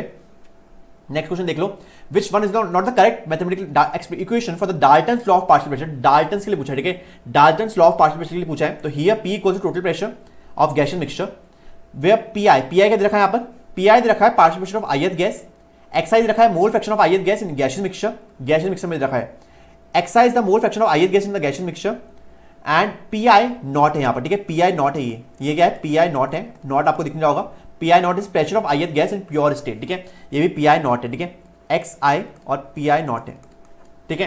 तो आपको कौन सा वाला नहीं होगा, तो देखो ये वाला जो है ना, ये फोर्थ वाला, ये क्या होता है, P I equals to X I P naught, P I naught, ये किसके लिए होता है, ये तो आपका राउल्ट्स लॉ का है, ठीक है, ये आपका राउल्ट्स लॉ है, ये आपका क्या है, राउल्ट्स लॉ ने दिया था, जो पार्शियल प्रेशर है वो डायरेक्ट होता है मोल फ्रैक्शन के, और जो हमारा कांस्टेंट होता है वो क्या होता है, पी आई नॉट होता है, ठीक है, हमारा कांस्टेंट क्या होता है, पी आई नॉट होता है, प्योर प्रेशर होता है। तो ये तो आपका गलत ही हो गया, क्योंकि ये तो राउल्ट्स लॉ ने दिया था, डाल्टन ने दिया था, तो ये सही हो जाएगा आपका, ये भी सही हो जाएगा और ये भी सही हो जाएगा, क्योंकि यहाँ पे प्रेशर जो है, जो टोटल प्रेशर किसके इक्वल होता है, द इंडिविजुअल प्रेशर के सम के, ठीक है, सम ऑफ इंडिविजुअल प्रेशर के इक्वल होता है, तो ये भी फर्स्ट भी सही है, सेकंड भी आपका सही हो जाएगा, क्योंकि आपने प्रेशर की जगह लिख दिया है एनआरटी अपॉन लिख दिया है, तो वो भी सही है, थर्ड भी आपका सही हो जाएगा, क्योंकि आप क्या कर रहे हो, प्रेशर के मल्टीप्लाई कर रहे हो किससे, mole fraction into partial pressure of gas है, ठीक है, पार्शियल प्रेशर ऑफ गैस से मल्टीप्लाई कर रहे हो, तो ये भी आपका सही हो जाएगा, that is also nothing but the Dalton's law of partial pressure का एक्सप्रेशन।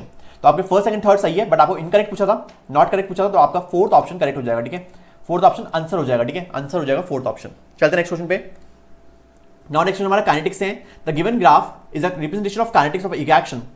अब देखो आपको ऑप्शन दे रखे हैं जीरो ऑर्डर और फर्स्ट ऑर्डर, आपको यहाँ जीरो ऑर्डर दे रखा है, फर्स्ट ऑर्डर दे रखा है, तो जीरो ऑर्डर में हमको पता है जो रेट होती है, वो क्या होती है, रेट इक्वल्स टू के ए जीरो, तो रेट जो है वो कॉन्स्टेंट पे डिपेंड नहीं करती, रेट जो है वो कॉन्सेंट्रेशन पे डिपेंड नहीं करती ना, रेट डिपेंड्स ऑन कॉन्सेंट्रेशन की पावर जीरो, तो वही देखना है हमको।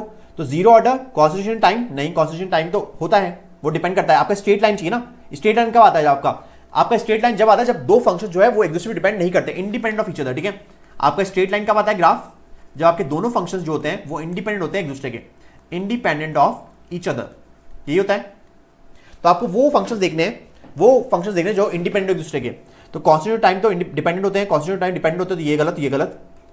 जीरो ऑर्डर में रेट और कॉन्स्टेंट ये सही हो जाएगा, रेट और कॉन्स्टेंट ये भी सही हो जाएगा, मतलब दोनों ऑप्शन मिल सकते हैं।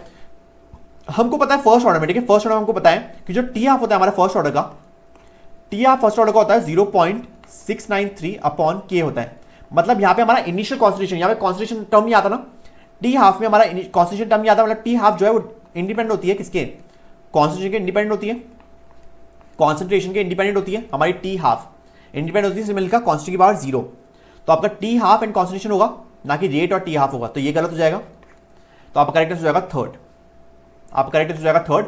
तो इस ये ग्राफ जो है आप किसके लिए बना सकते हो, ये ग्राफ बना सकते हो जीरो ऑर्डर जिसमें आपका रेट और कॉन्सेंट्रेशन होगा, और फर्स्ट ऑर्डर, ठीक है, और फर्स्ट ऑर्डर होगा जिसमें आपका टी हाफ और कॉन्सेंट्रेशन हो सकता है, ठीक है, रेट और टी हाफ तो हो नहीं सकता, रेट और टी हाफ तो डिपेंड करते हैं एक दूसरे पे, ठीक है, रेट और टी हाफ तो डिपेंड करते हैं एक दूसरे पे, तो आपका ये तो होगा ही नहीं, ठीक है, ये तो होगा ही नहीं, तो आपका करेक्ट हो जाएगा third, that's how you have to do this question. तो आपको first order, zero order, second order सबके बारे में पता होना चाहिए, उनका फर्स्ट ऑर्डर पता, उनका हाफ लाइफ पता होना चाहिए, उनका एक्सप्रेशन पता होना चाहिए। चलते नेक्स्ट पे, बहुत ही अच्छा क्वेश्चन है।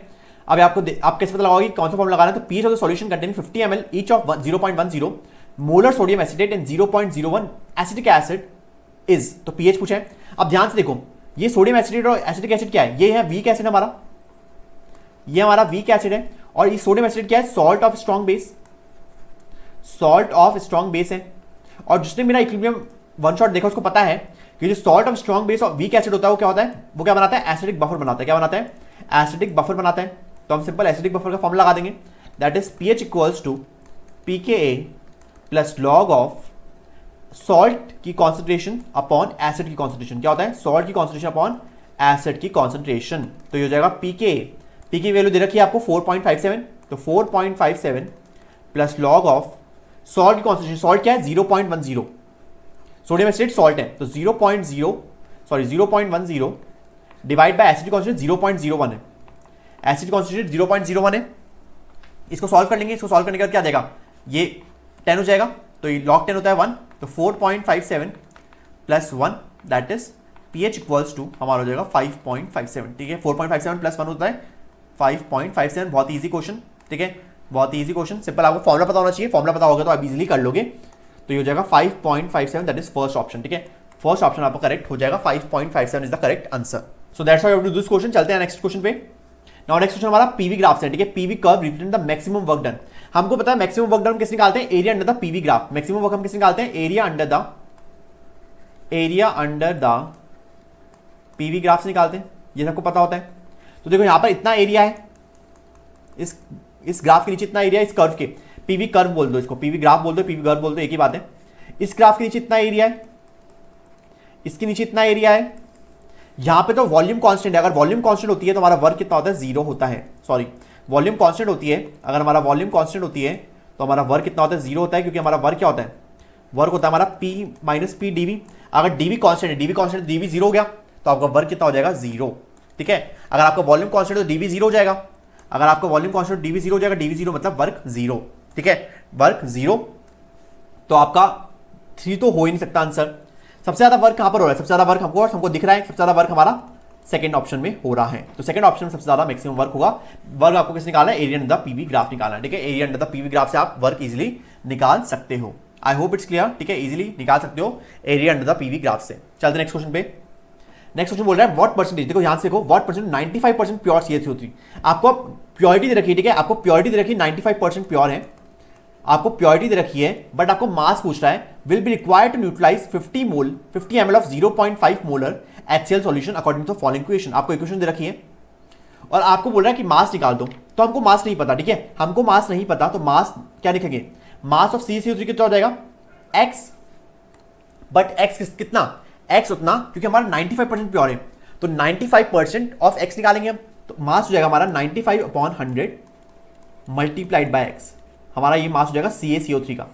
हमको यहाँ पे निकालना है x की वैल्यू। ठीक है, हमको निकालना है x की वैल्यू। ये हमारा मास आ गया CaCO3 का। ठीक है, ये हमारा मास आ गया CaCO3 का। 95/100 क्यों गया, क्योंकि आपको वो बोला है 95% प्योर है। ठीक है, 100% प्योर नहीं है, 95% प्योर है। अब हमको पता है इक्वेशन से देखो, हमको पता है कि जो 1 मोल ऑफ HCl है, अगर 1 मोल ऑफ HCl होगा, या हम लिख सकते हैं कि जो मोल्स ऑफ HCl है, मोल्स हमारा 2:1 दे रखा है। ठीक है, 1:2 दे रखा है, हमारा 1:2 दे रखा है, तो हमारा मोल्स ऑफ HCl कितने हो जाएंगे, मोल्स ऑफ HCl कितने हो जाएंगे, कितने के इक्वल होंगे, 2 multiplied by moles of CaCO3 of course, क्योंकि हमारा 1:2 का रेशियो है। ठीक है, 1:2 का रेशियो है, तो हमारा मोल्स ऑफ HCl कितना होगा, 2 मोल्स ऑफ CaCO3, ये होगा। मोल्स ऑफ HCl कितना होगा, 2 इंटू मोल्स ऑफ CaCO3 होगा। तो मोल्स ऑफ HCl कितने चाहिए होंगे हमारे को, 2 इंटू मोल्स ऑफ CaCO3, क्योंकि हमारा 1:2 का रेशियो है। ठीक है, 1:2 का रेशियो है, तो मोल्स ऑफ HCl कैसे निकालेंगे, मोल्स ऑफ HCl के हमको दे रखा है 50 ml ऑफ 0.5, तो n क्या होता है, n होता है C इंटू वी, n होता है C इंटू वी, तो 0.5 मल्टीप्लाइड 50/1000 करेंगे, और 2 इंटू मोल्स क्या होता है, given weight upon molecular wait, given weight upon molecular wait होता है। गिवन वेट क्या दे रखा है हमको, गिवन वेट हमने निकाल लिया 95/100 इंटू एक्स, तो गिवन वेट है हमारा 95/100 इंटू एक्स। हमारा मोलर वेट कितना है, मोलर वेट कितना होता है CaCO3 का, भी बताया था मैंने, CaCO3 का होता है 100 ग्राम। ठीक है, 100 ग्राम पर मोल होता है। ठीक है, 100 ग्राम पर मोल होता है, तो यहाँ पे रख देंगे 100, क्या रख देंगे यहाँ पर 100 रख देंगे। सिंपल इसको सॉल्व कर लेंगे x के लिए, तो x उधर रहने दो और सब इधर ले आओ, तो ये बन जाएगा 0.5 मल्टीप्लाइड 50/1000, और ये हो जाएगा 2, और ये 100 ऊपर आ जाएगा दोनों, क्योंकि ये 100 भी यहाँ पे आएगा। ठीक है, ये 100 भी यहाँ पे आएगा, तो उधर ले जाएंगे तो 100 बन जाएगा, 2 इंटू 100, 2 नीचे चल जाएगा। ठीक है, आपका 2 नीचे चल जाएगा, 100 मल्टीप्लाइड बाय 100, और 2 इंटू 95 नीचे चल जाएगा आपका, 2 इंटू 95 नीचे चल जाएगा, और x यहाँ पे आ जाएगा। ठीक है, 2 इंटू 95 नीचे चल जाएगा और x यहाँ पे आ जाएगा। सिंपल क्या कर देते हैं हम, 0 0 कैंसिल कर देते सारे, तो ये 0 0 कैंसिल, ये वाला भी 0 कैंसिल, ये वाला 0 भी कैंसिल हो जाएगा, ये वाला 0 भी कैंसिल हो जाएगा, और क्या कर सकते हैं, 2 इंटू 25 कर सकते हैं, इसको 25 हो जाएगा ये। ठीक है, आप 25 से 95 को माइनस कर सकते हैं cancel, 25,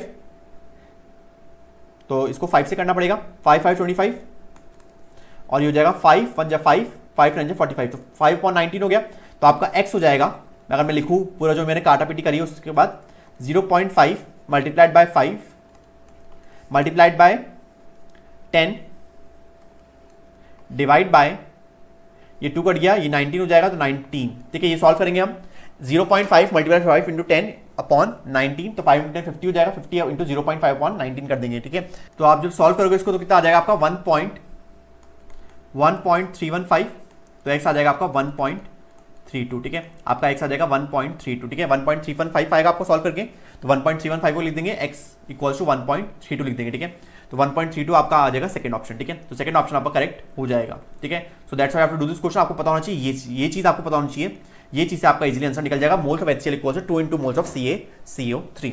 I hope it's clear. चलते हैं नेक्स्ट क्वेश्चन पे।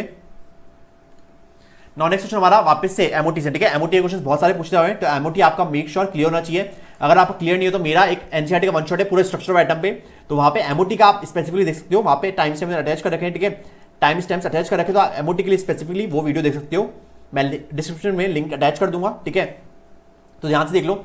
यहाँ पूछा bond orders of O2 plus O2 minus और O2 माइनस। तो ये मैंने आपको बताया था, एक ट्रिक बताई थी मैंने आपको कि 14 के लिए 3 होता है, ये आपको याद रखना है सिंपल। और 14 के बाद वाले 0.5 से कम करते जाओ, 14, 15, 16, 17, 18। तो ये हो जाएगा 2.5, ये हो जाएगा 2.5, ये हो जाएगा 2, ये हो जाएगा 1.5 और ये हो जाएगा 1।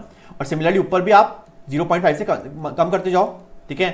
तो ये हो जाएगा 2.5, ये हो जाएगा 2, ये हो जाएगा 0.5 और ये हो जाएगा 1, ठीक है। ये हो जाएगा 1.5 और ये हो जाएगा 1, ठीक है।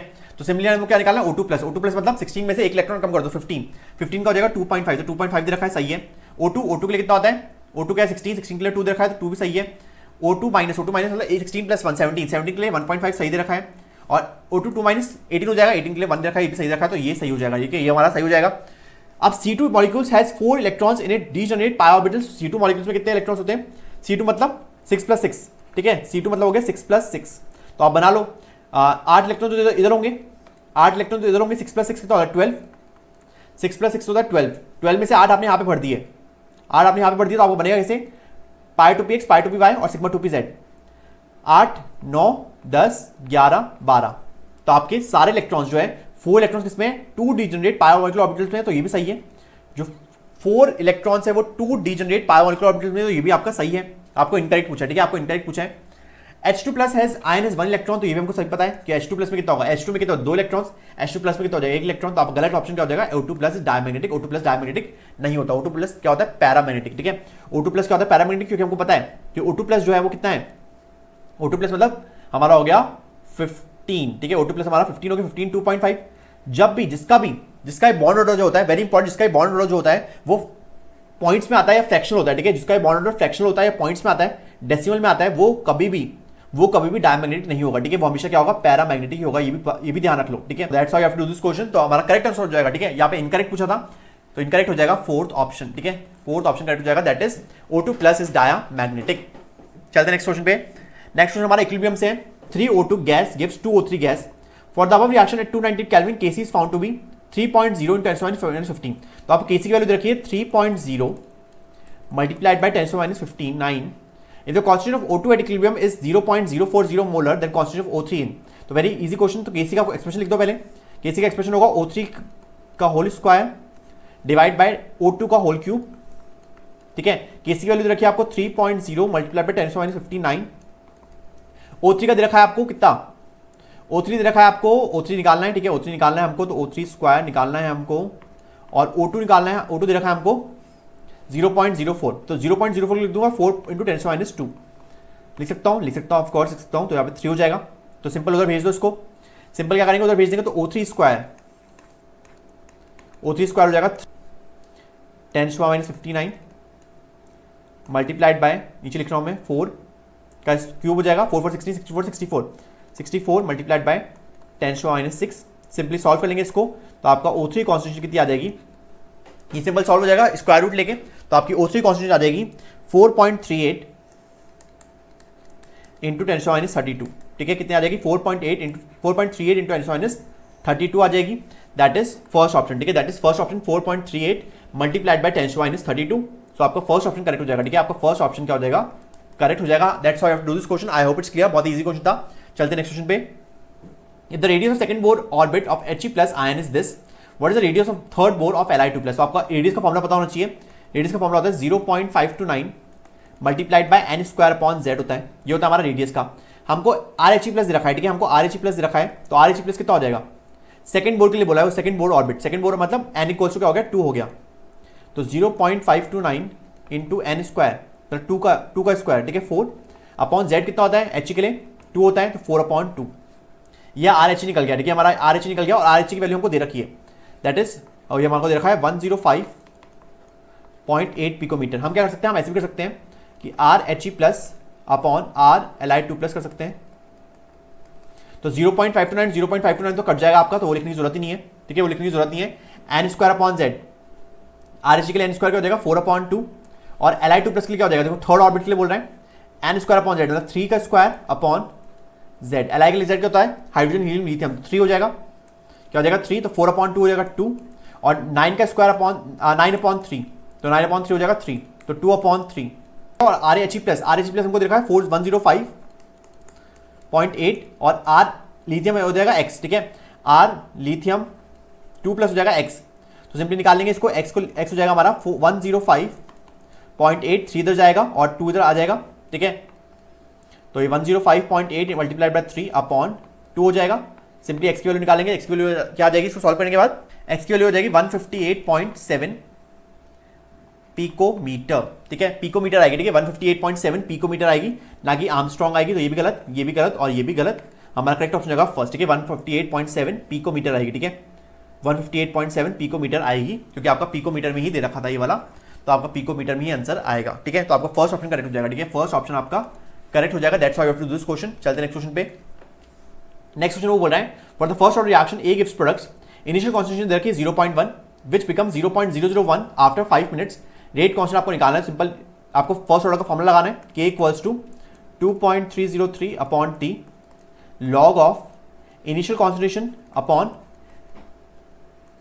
फाइनल कॉन्सेंट्रेशन कितनी बची, ठीक है, कितनी बची, लेफ्ट ओवर कॉन्सेंट्रेशन बोलते हैं इसको या फाइनल कॉन्सेंट्रेशन बोल सकते हैं। तो 2.303 हमको आंसर कितने मिनट में निकालना है, तो मिनट में आएंगे उसको 5 को, तो 5 मिनट हो जाएगा, और log of A not they रखा है हमको, देखो ए नॉट दे रखा है 0.1, इनिशियल 0.1 है, और आफ्टर 5 मिनट बाद कितनी हो गई 0.001 हो गई। सिंपल सॉल्व कर लेंगे इसको, 2.303 अपॉन 5 ऐसे रहने दो इसको, ये हो जाएगा 10⁻⁻1, और ये जो है 10⁻³ है, ऊपर आएगा हो जाएगा 10⁻+3, ठीक है, ऊपर आएगा हो जाएगा 10⁻+3 हो जाएगा, तो ये 10⁻1 और +3 कितना हो जाएगा 10⁻+2, कितना हो जाएगा 10⁻+2, तो मैं लिख दूँ यहाँ पर k इक्वल्स टू हो जाएगा 2.303 अपॉन 5 लॉग ऑफ 10⁻+2, तो ये 2 log 10 हो जाएगा, ये हो जाएगा 2 log 10, तो ये हो जाएगा 2.303 मल्टीप्लाइड बाई 2, और log 10 होता है 1, तो 2.303 अपॉन 2 मल्टीप्लाइड बाई 5, तो ये हो जाएगा ऑलमोस्ट कितना आ जाएगा 1 के इक्वल आ जाएगा, ठीक है, 2.303, ये 2 से 2.5 कट जाएगा, ये 2.5 हो जाएगा, 2.303 अपॉन 2.5, तो ये ऑलमोस्ट 1 के इक्वल आएगा, 1 के इक्वल मतलब 0.9212 आएगा, ठीक है, 0.921 ये नहीं आएगा, 1 से ज़्यादा नहीं होगा, ठीक है, 1 से ज़्यादा नहीं होगा, 2.5 ज़्यादा बड़ा है, डिनोमिनेटर ज़्यादा बड़ा है, तो 1 से ज़्यादा नहीं होगा, तो ये गलत हो जाएगा, ये भी गलत हो जाएगा, ये भी गलत हो जाएगा। 1 की सबसे पास वाली वैल्यू कौन सी है 0.9212, तो आपका करेक्ट हो जाएगा सेकंड ऑप्शन, ठीक है, तो आपका करेक्ट आंसर आएगा, ये की वैल्यू आ जाएगी आपकी, के की वैल्यू आ जाएगी 0.9212, ठीक है, that's how you have to do this question, 0.9212 is the correct answer, that is second option is correct. चलते नेक्स्ट क्वेश्चन पे। नेक्स्ट क्वेश्चन हमारा सॉल्यूशन से है, the correct option for the value of vapour pressure of solution at 45 degree Celsius with benzene to octane in molar ratio 3:2, molar ratio देखा है 3:2, molar ratio मतलब आप यहां से निकालोगे मोल फ्रैक्शन, आपको बोला है 45 degree Celsius wave pressure of benzene is 280 mmHg and that of octane is 420 mmHg, assume ideal gas. So at 45 degree Celsius the wave pressure of benzene is 280 mmHg। Benzene का देखो wave pressure देखा P0B, ठीक है, benzene के लिए B लिखूंगा और octane के लिए O लिखूंगा, ठीक है, तो कंफ्यूज मत होना, O लिख रहा हूँ ऑक्टेन के लिए और B लिख रहा हूँ बेंजीन के लिए। बेंजीन का आपको देखा है 280 और ऑक्टेन का आपको दे रखा है 420। आपको निकालना है the correct option the wave pressure of the solution, solution निकालना है, टोटल प्रेशर निकालना है, ठीक है, आपको टोटल प्रेशर निकालना है।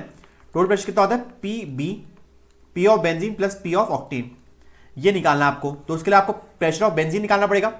प्रेशर ऑफ बेंजीन, ठीक है, हमको पता है जो प्रेशर होता है वो किसके इक्वल होता है पी नॉट, अगर हम बेंजीन लिखे तो पी नॉट बी और एक्स बी, और सिमिलरली ऑक्टेन के लिए भी हो जाएगा, ठीक है, सिमिलरली ऑक्टेन के लिए भी आपका ये हो जाएगा। तो पहले हमको ऑक्टेन और बेंजीन के लिए हमको क्या निकालना पड़ेगा, मोल फ्रैक्शन निकालना पड़ेगा। तो एक्स बी क्या हो जाएगा, एक्स बी देखो बी आपका देखा है 3 मोल्स, तो 3 देखा है बी के लिए, मोल्स ऑफ बी कितना है 3 और मोल्स ऑफ ऑक्टेन दे रखा है आपको 2, तो बी के लिए हो जाएगा 3/3 + 2 दैट इज 3/5। सिमिलरली अगर एक्स ऑक्टेन निकालना है आपको, तो एक्स ऑक्टेन मतलब 2 अपॉन टोटल कितने हैं 5, तो 2/5, ठीक है, एक्स ऑक्टेन हो जाएगा आपका 2/5। सिमिलरली अब आप निकाल लो pressure of B, pressure of B कितना हो जाएगा 3/5,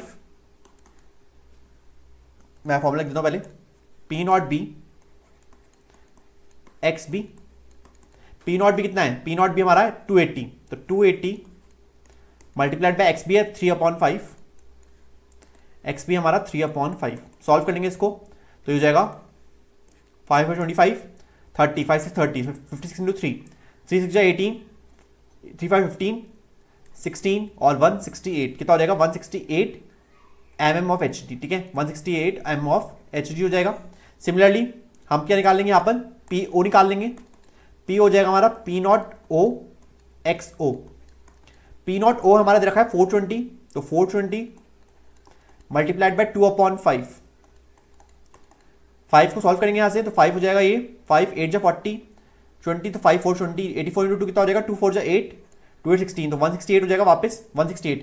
टोटल प्रेशर कैसे निकालेंगे, टोटल प्रेशर निकालेंगे 168 प्लस 168। ठीक है, टोटल प्रेशर कितना हो जाएगा, टोटल प्रेशर कितना हो जाएगा 168 प्लस 168, और 168 प्लस 168 सबको पता है कितना होता है 336। ठीक है, 336 हो जाएगा, तो आपका आंसर हो जाएगा 336 mm ऑफ एचडी। ठीक है, 336 mm of HD correct answer हो जाएगा। आपको टोटल प्रेशर निकालना है, आपको टोटल प्रेशर निकालना था, vapour pressure of solution, solution मतलब टोटल प्रेशर। ठीक है, दोनों गैसेस के प्रेशर को मिलाकर वेपर प्रेशर ऑफ सॉल्यूशन निकलेगा, तो आपका आंसर हो जाएगा 336 mm of HD, that is second option, that is second option. Now देखते हैं next question. The molar conductivity of 0.007 m acetic acid, molar acetic acid is 27 centimeter square mole inverse। ये आपको molar conductivity दे रखी है at any time। What is the dissociation constant of acetic acid? Choose the correct option। आपको निकालना है dissociation constant मतलब K निकालना है आपको। क्या निकालना है, K निकालना है। तो K के पहले आपको K कैसे निकालते हो, K निकालते हो आप C alpha square upon 1 minus alpha से। तो आपको पहले अल्फा निकालना पड़ेगा। अल्फा निकालने के लिए हम फॉर्मूला यूज करते हैं lambda M C upon lambda M infinity, यही करते हैं। लैम्डा एम सी तो हमको दे रखा है, लैम्डा एम सी दे रखा है हमको कितना 27 सेंटीमीटर का मोल इनवर्स, बट हमको लैम्डा एम इन्फिनिटी निकालना पड़ेगा।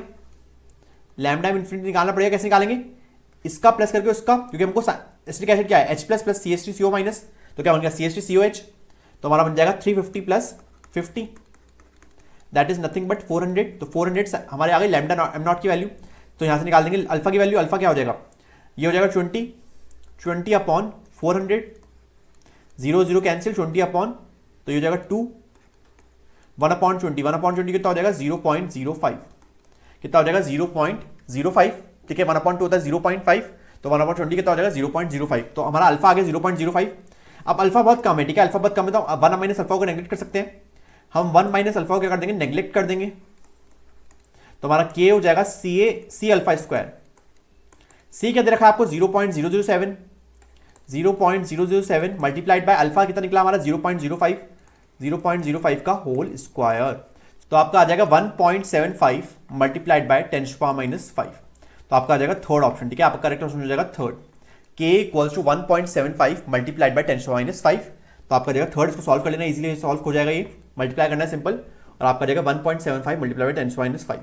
चलते हैं नेक्स्ट क्वेश्चन पे, तो third option is correct. Okay, third option is correct. चलते हैं नेक्स्ट क्वेश्चन पे। For irreversible expansion of an ideal gas under isothermal condition the correct option is, correct option पूछा आपको, करेक्ट ऑप्शन, तो हमको पता है आइसोथर्मल कंडीशन दे रखी है। आइसोथर्मल मतलब टेम्परेचर कांस्टेंट, अगर टेम्परेचर कांस्टेंट हो तो आपका चेंज इन इंटरनल एनर्जी क्या होती है, zero, change in internal energy आपकी जीरो होती है अगर टेम्परेचर कांस्टेंट होता है। Very important point. नेक्स्ट आपको दे रखा है इरिवर्सिबल एक्सपेंशन। इरिवर्सिबल कंडीशन में, इरिवर्सिबल कंडीशन कब होती है, जब हमारी रिएक्शन क्या होती है, स्पॉन्टेनियस। इरिवर्सिबल रिएक्शंस और always spontaneous, very important point. Irreversible reactions और ऑलवेज स्पॉन्टेनियस, और ऑलवेज स्पॉन्टेनियस मतलब वो खुद होती है, इसलिए उसको रिवर्स नहीं कर सकते हम। ठीक है, उसको हम रिवर्स नहीं कर सकते, तो irreversible reaction always spontaneous. Spontaneous मतलब हमारा क्या हो जाएगा, डेल एस जो होता है, जो डेल एस यूनिवर्स होगा, डेल एस टोटल होगा, वो हमेशा जीरो से ज्यादा होगा, जीरो से ज्यादा होगा, जीरो ज्यादा मतलब del S total is not equal to zero. तो देख लो दो ऑप्शंस, डेल यू जीरो होगा, डेल यू जीरो कहां पर है, यहां पर है और यहां पर है। डेल एस टोटल जीरो नहीं होगा, ये भी गलत, ये भी गलत, तो del S total not equal to zero. Third option correct हो जाएगा, third option is correct. Del U equal to zero, क्योंकि आइसोथर्मल कंडीशन टेम्परेचर कांस्टेंट है, and del S total will be greater than zero, why, because it is irreversible condition and it is always spontaneous reaction. So del S total will not be equal to zero, so हमारा third option correct हो जाएगा। चलते हैं next question पे। Next question हमारा simple equation, simple फॉर्मूले से based है। A particular station of All India Radio New Delhi broadcast on frequency of this kilo hertz the wavelength of the electromagnetic radiation emitted by the transmitter. हमको पता है हमारा फॉर्मूला होता है E equals to H nu, और H nu लिख सकते हैं हम एच सी बाय लैम्डा, लिख सकते हैं एच सी बाय लैम्डा लिख सकते हैं, यस लिख सकते हैं। तो हमारा यहाँ से आ गया nu equals to C upon lambda, ये आ गया nu equal to C upon lambda आ गया। हमको वेवलेंथ निकालनी है, तो वेवलेंथ कितनी हो जाएगी, सी अपॉन न्यू हो जाएगी, वेवलेंथ हो जाएगी सी अपॉन न्यू। तो वेवलेंथ हो जाएगी सी की वैल्यू होती है 3 इंटू 10⁸ मीटर पर सेकेंड डिवाइड बाय न्यू कितना, देखो न्यू दे रखा है 1368 और किलो हर्ट्ज है, ठीक है। किलो हर्ट्ज तो 10⁻³ लिखना पड़ेगा, ठीक है, 10⁻³ लिखना पड़ेगा किलो हर्ट्ज। तो हर्ट्ज होता है हमारा सेकंड इनवर्स, ठीक है। हर्ट्ज हमारा किसके इक्वल होता है, सेकंड इनवर्स के इक्वल होता है। तो आज आपका आंसर आएगा वो मीटर में आएगा, ठीक है। जो आपका आंसर आएगा वो कितना आएगा, मीटर में आएगा। लैम्डा इक्वल टू कितना हो जाएगा, 219.3 मीटर, ठीक है। आपका आंसर आएगा 219.3 मीटर। आपका करेक्ट ऑप्शन हो जाएगा ए, ठीक है। आपका करेक्ट ऑप्शन हो जाएगा ए। तो बहुत ही इजी क्वेश्चन था, सिंपल आपको फॉर्मुला लगाना था, nu lambda equal to C upon nu, ठीक है। Lambda equal to C upon nu. तो ऐसे क्वेश्चन भी आते हैं, ठीक है। तो अगर आपको फॉर्मुला याद नहीं आ रहा हो तो ऐसे लिख के देख लिया करो, ठीक है। ऐसे लिख के देख लिया करो, आपको फॉर्मुला याद आ जाएगा, ठीक है। आपको फॉर्मुला याद रहेगा कि हाँ E equals to H nu था, तो H nu equals to H C upon lambda होता है, तो न्यू इक्वल्स टू कितना हो गया, सी अपॉन लैम्डा हो गया, ठीक है। तो लैम्डा हो गया सी अपॉन न्यू, ठीक है। चलते हैं नेक्स्ट क्वेश्चन पे। नाउ नेक्स्ट क्वेश्चन बहुत ही इजी क्वेश्चन है। For a reaction A is to B, enthalpy of reaction is -4.2 kilojoule per mole and enthalpy of activation is 9.6 kilojoule per mole. The correct potential energy profile for the reaction is, देखो enthalpy आपको negative दे रखी है, enthalpy of activation दे रखी है 9.6 और enthalpy of reaction दे रखी है -4.2। अब -4.2 क्या दिखा रहा है, एक्सोथर्मिक है। एक्सोथर्मिक रिएक्शन में क्या होती है, जो प्रोडक्ट की एनर्जी, वेरी इंपॉर्टेंट, जो प्रोडक्ट की एनर्जी होती है, जो एनर्जी ऑफ प्रोडक्ट होती है वो लेस होती है, जो एनर्जी ऑफ प्रोडक्ट होती है वो लेस होती है, लेस होती है किससे, एनर्जी ऑफ रिएक्टेंट से, ये होता है। तो देख लो एनर्जी ऑफ प्रोडक्ट किसमें ज्यादा, किसमें कम है, तो इसमें कम है, नहीं इसमें तो ज्यादा है, तो ये गलत। इसमें ऑलमोस्ट इक्वल है तो ये भी गलत, इसमें भी ज्यादा है तो ये भी गलत, इसमें देखो कम है। यहाँ पे रिएक्टेंट की एनर्जी है, प्रोडक्ट की एनर्जी है, रिएक्टेंट की एनर्जी ऊपर है, प्रोडक्ट की एनर्जी नीचे है। ऐसे बनाए ग्राफ, ऐसे ग्राफ बनाया, मतलब कौन सा ग्राफ है ये, एक्सोथर्मिक रिएक्शन का ग्राफ है। बहुत इजी क्वेश्चन था, एक्सोथर्मिक रिएक्शन का ग्राफ है, तो आपका सेकंड ऑप्शन करेक्ट हो जाएगा, ठीक है। सेकंड ऑप्शन आपका करेक्ट हो जाएगा। तो आपको ग्राफ पता होनी चाहिए एक्सोथर्मिक और एंडोथर्मिक के। ये वाला आपका एंडोथर्मिक का ग्राफ है, ठीक है, ये वाला आपका एंडोथर्मिक का ग्राफ है। अगर मैं आपको बोलूं तो ये वाला एंडोथर्मिक का ग्राफ है आपका, जिसमें आपकी प्रोडक्ट की एनर्जी ज्यादा है एज कंपेयर टू रिएक्टेंट्स। और आपका फोर्थ वाला, नहीं ये ऑप्शन सेकंड है, ठीक है, या ये सेकंड है, और फोर्थ वाला जो है एंडोथर्मिक का है और सेकंड वाला एक्सोथर्मिक का ग्राफ है, ठीक है। Second option is correct. चलते हैं नेक्स्ट क्वेश्चन पे। नाउ नेक्स्ट क्वेश्चन हमारा वापस सॉल्यूशन पे है, बट ऑस्मोटिक प्रेशर पे, ठीक है। अब ध्यान से देखो, ये अच्छा क्वेश्चन है, ध्यान से देखना। Following solutions were prepared by dissolving 10 gram of glucose and 250 ml of water, 10 gram of urea and 250 ml of water and 10 gram of sucrose in 250 ml of water. मतलब सब में 10 ग्राम ही डाल रखा है, 250 ml ही डाल रखा है, मतलब हमारा मास और वॉल्यूम कांस्टेंट कर दिए इन लोगों ने। The right option for the decreasing order of osmotic pressure, decreasing order बताना है ऑस्मोटिक प्रेशर का। हमको पता है हमारा ऑस्मोटिक प्रेशर का फॉर्मूला होता है पाई इक्वल्स टू सीआरटी। हमको पता है हमारा ऑस्मोटिक प्रेशर का फॉर्मूला होता है पाई इक्वल्स टू सीआरटी, ठीक है। तो पाई इक्वल्स टू कर सकते हैं एन अपॉन, लिख सकते हैं N upon V R T, या लिख सकते हैं pi equals to given weight, बोल सकते हैं given weight upon molecular weight into volume into R upon T, R into T, ठीक है, आर इंटू टी। अब ध्यान से देखना, ये इन्होंने कांस्टेंट कर रखा है 10 ग्राम, ठीक है, और वॉल्यूम में इन्होंने कांस्टेंट कर रखी है 250 ml, आर कांस्टेंट है, टी कांस्टेंट है, तो पाई जो हो गया वो इनवर्स प्रोपोर्शनल होगा एम के। जिसका मोलर मास ज्यादा, वेरी इंपॉर्टेंट, जिसका मोलर मास ज्यादा उसका ऑस्मोटिक प्रेशर कम, जिसका मोलर मास ज्यादा उसका ऑस्मोटिक प्रेशर कम। तो मोलर मास का ऑर्डर क्या होगा, अगर मोलर मास का ऑर्डर लिखे तो क्या हो जाएगा, सुक्रोज सबसे ज्यादा, सुक्रोज सबसे ज्यादा, देन ग्लूकोज, देन यूरिया, यही होगा, यही होगा। तो हमारा जो पाई का ऑर्डर होगा वो क्या हो जाएगा, उल्टा हो जाएगा। सुक्रोज सबसे कम, सुक्रोज के लिए सबसे कम सुक्रोज कौन सा है, सुक्रोज है हमारा P3, तो P3 सबसे कम हो जाएगा।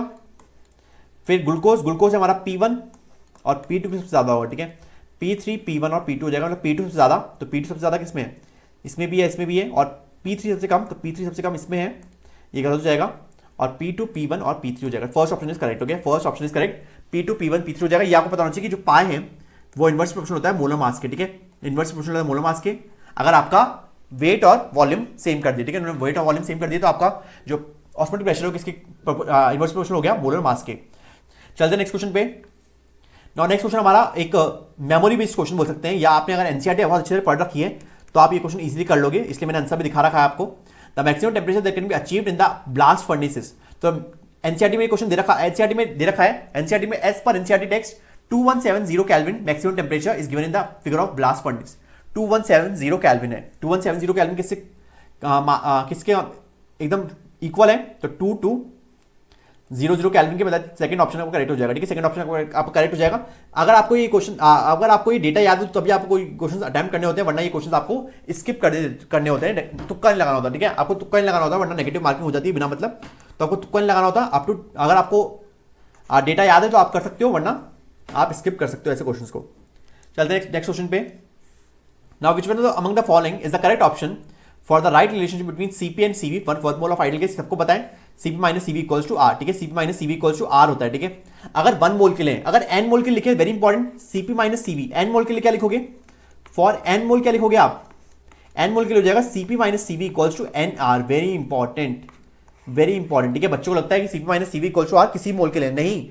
अगर CP minus CV equals to R 1 mole के लिए, अगर n मोल के लिए निकालो तो क्या करोगे, सीपी माइनस सीवी, यहाँ पे सीवी होगा, यहाँ पे सीवी होगा, CP minus CV equals to N R होगा। ठीक है, CP minus CV equals to N R होगा, तो आपका करेक्ट ऑप्शन हो जाएगा सेकंड। चलते हैं नेक्स्ट क्वेश्चन पे। नाउ नेक्स्ट क्वेश्चन हमारा वापस से इनफाइनाइट डाइल्यूशन पे था। Molar conductance of NaCl, HCl and CH3CONa at infinite dilution are this and this. The molar conductance of CH3, ये CH3COH है। ठीक है, ये CH3COH है, एट इनफाइनाइट डाइल्यूशन इज, तो आपको CH3COH की निकालनी है इनफाइनाइट डाइल्यूशन। ठीक है, इनफाइनाइट डाइल्यूशन पे आपको CH3COH की क्या निकालनी है, मोलर कंडक्टेंस निकालनी है। तो कैसे निकालोगे आप, तो आपको हमको पता है कि अगर आपको CH3COH की निकालनी है तो आपको क्या करना पड़ेगा, HCl और CH3CONa की प्लस करना पड़ेगा, क्योंकि आपको H और CH3CO चाहिए, तो आपको HCl और CH3CONa की प्लस करना पड़ेगा। उसमें माइनस करना, किसको करना पड़ेगा, NaCl की माइनस करना पड़ेगा। मतलब आपको क्या करना पड़ेगा, मैं लिख देता हूं, lambda naught of CH3CONa plus lambda naught of HCl plus, नहीं ये इसका प्लस करोगे और माइनस किसको करोगे, लैम्डा नॉट ऑफ NaCl। तो सिंपली बस वैल्यूज पुट अप कर दो, इजीली आंसर आ जाएगा आपका। तो आपका HCl का है 426, तो ये 426.16 है। आपका CH3CONa के लिए कितना हो जाएगा, 91.0, तो 91.0 प्लस 426.16 माइनस NaCl का हो जाएगा आपका 126.45। ठीक है, ये तो इजीली सॉल्व हो जाएगा, प्लस माइनस ये आपका करेक्ट आंसर हो जाएगा 390.71।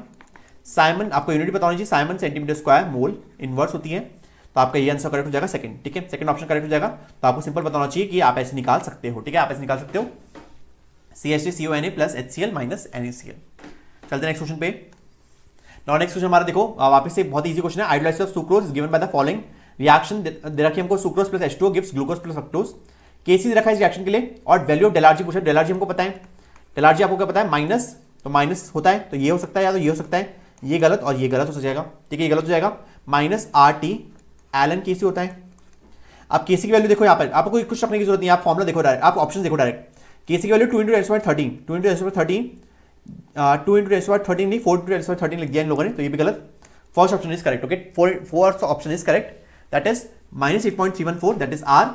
T हो जाएगा 300 केल्विन, ln KC, KC क्या है 2 × 10⁻13, तो फर्स्ट ऑप्शन इज करेक्ट। बहुत ही बच्चों वाला क्वेश्चन था, सिंपल। आपको फॉर्मुला बताना चाहिए डेलार्ट जी। ठीक है, डेलार्ट जी वाला फॉर्मुला बताना चाहिए, delta G equals to, delta G naught equals to minus RT ln KC।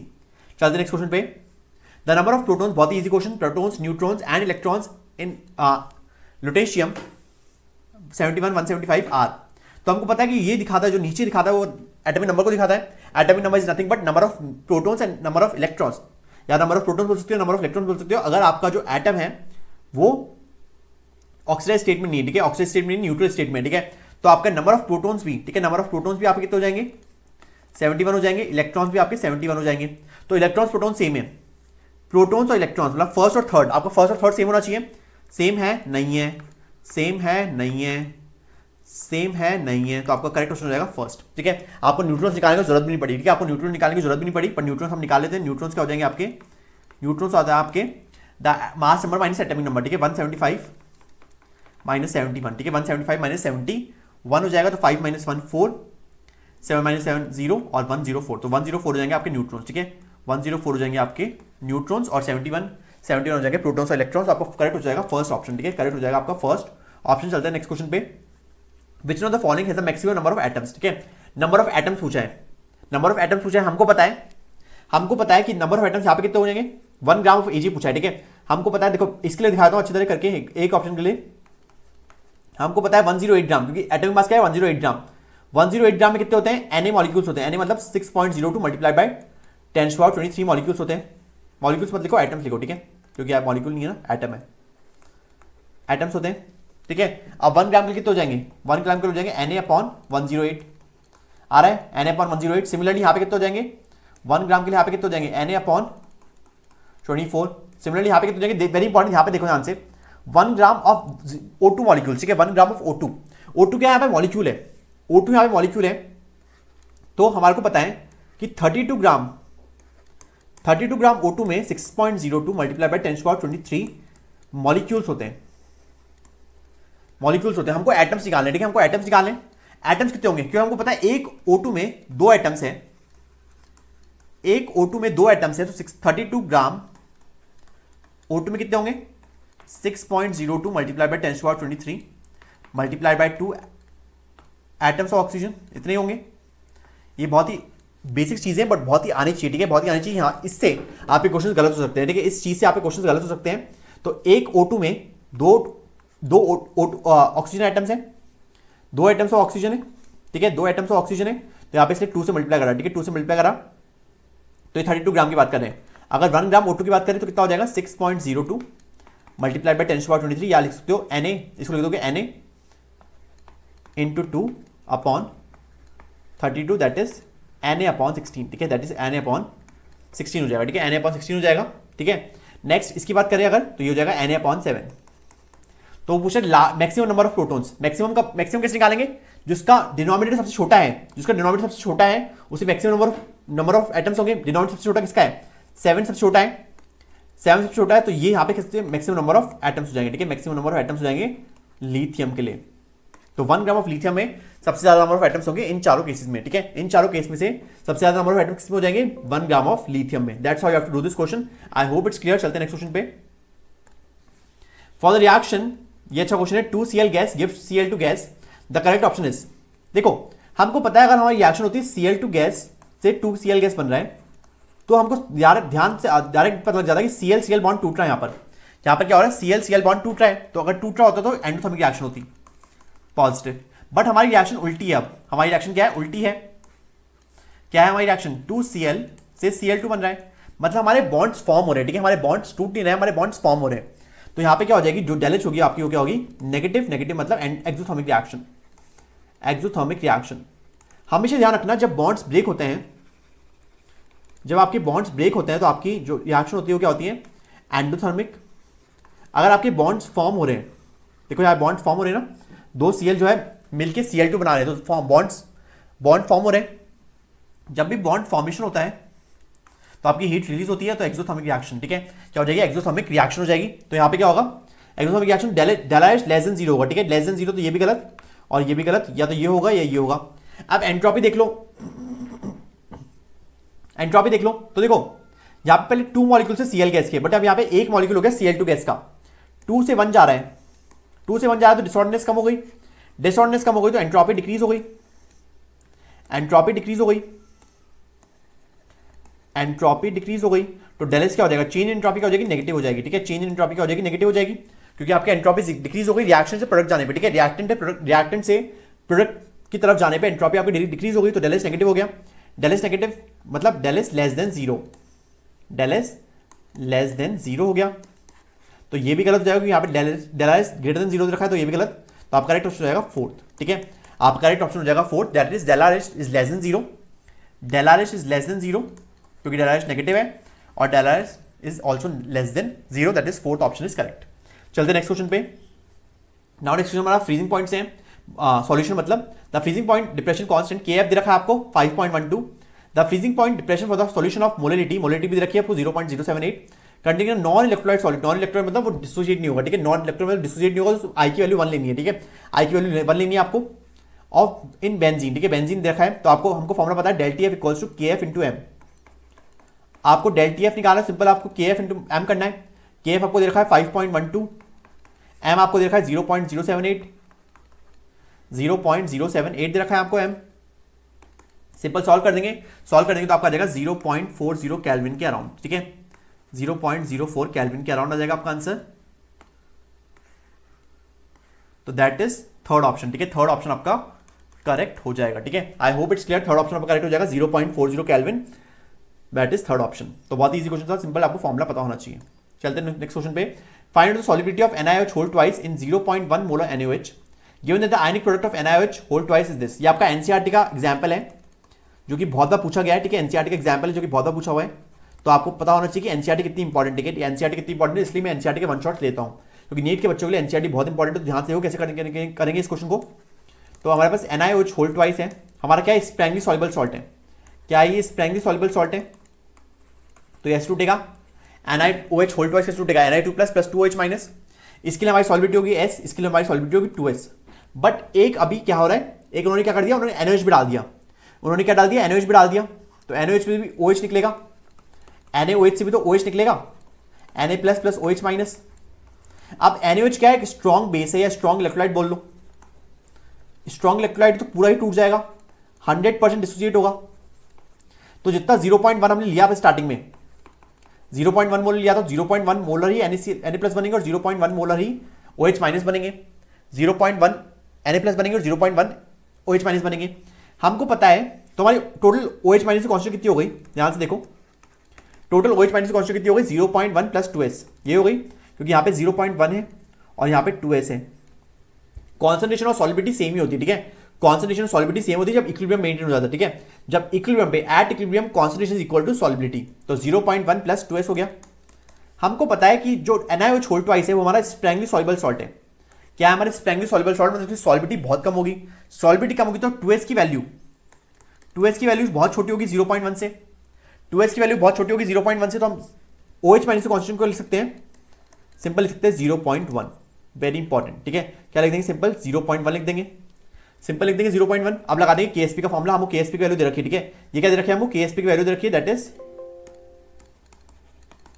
2 × 10⁻15 molar दे रखी है, ठीक है, कोई यूनिट नहीं दे रखी है।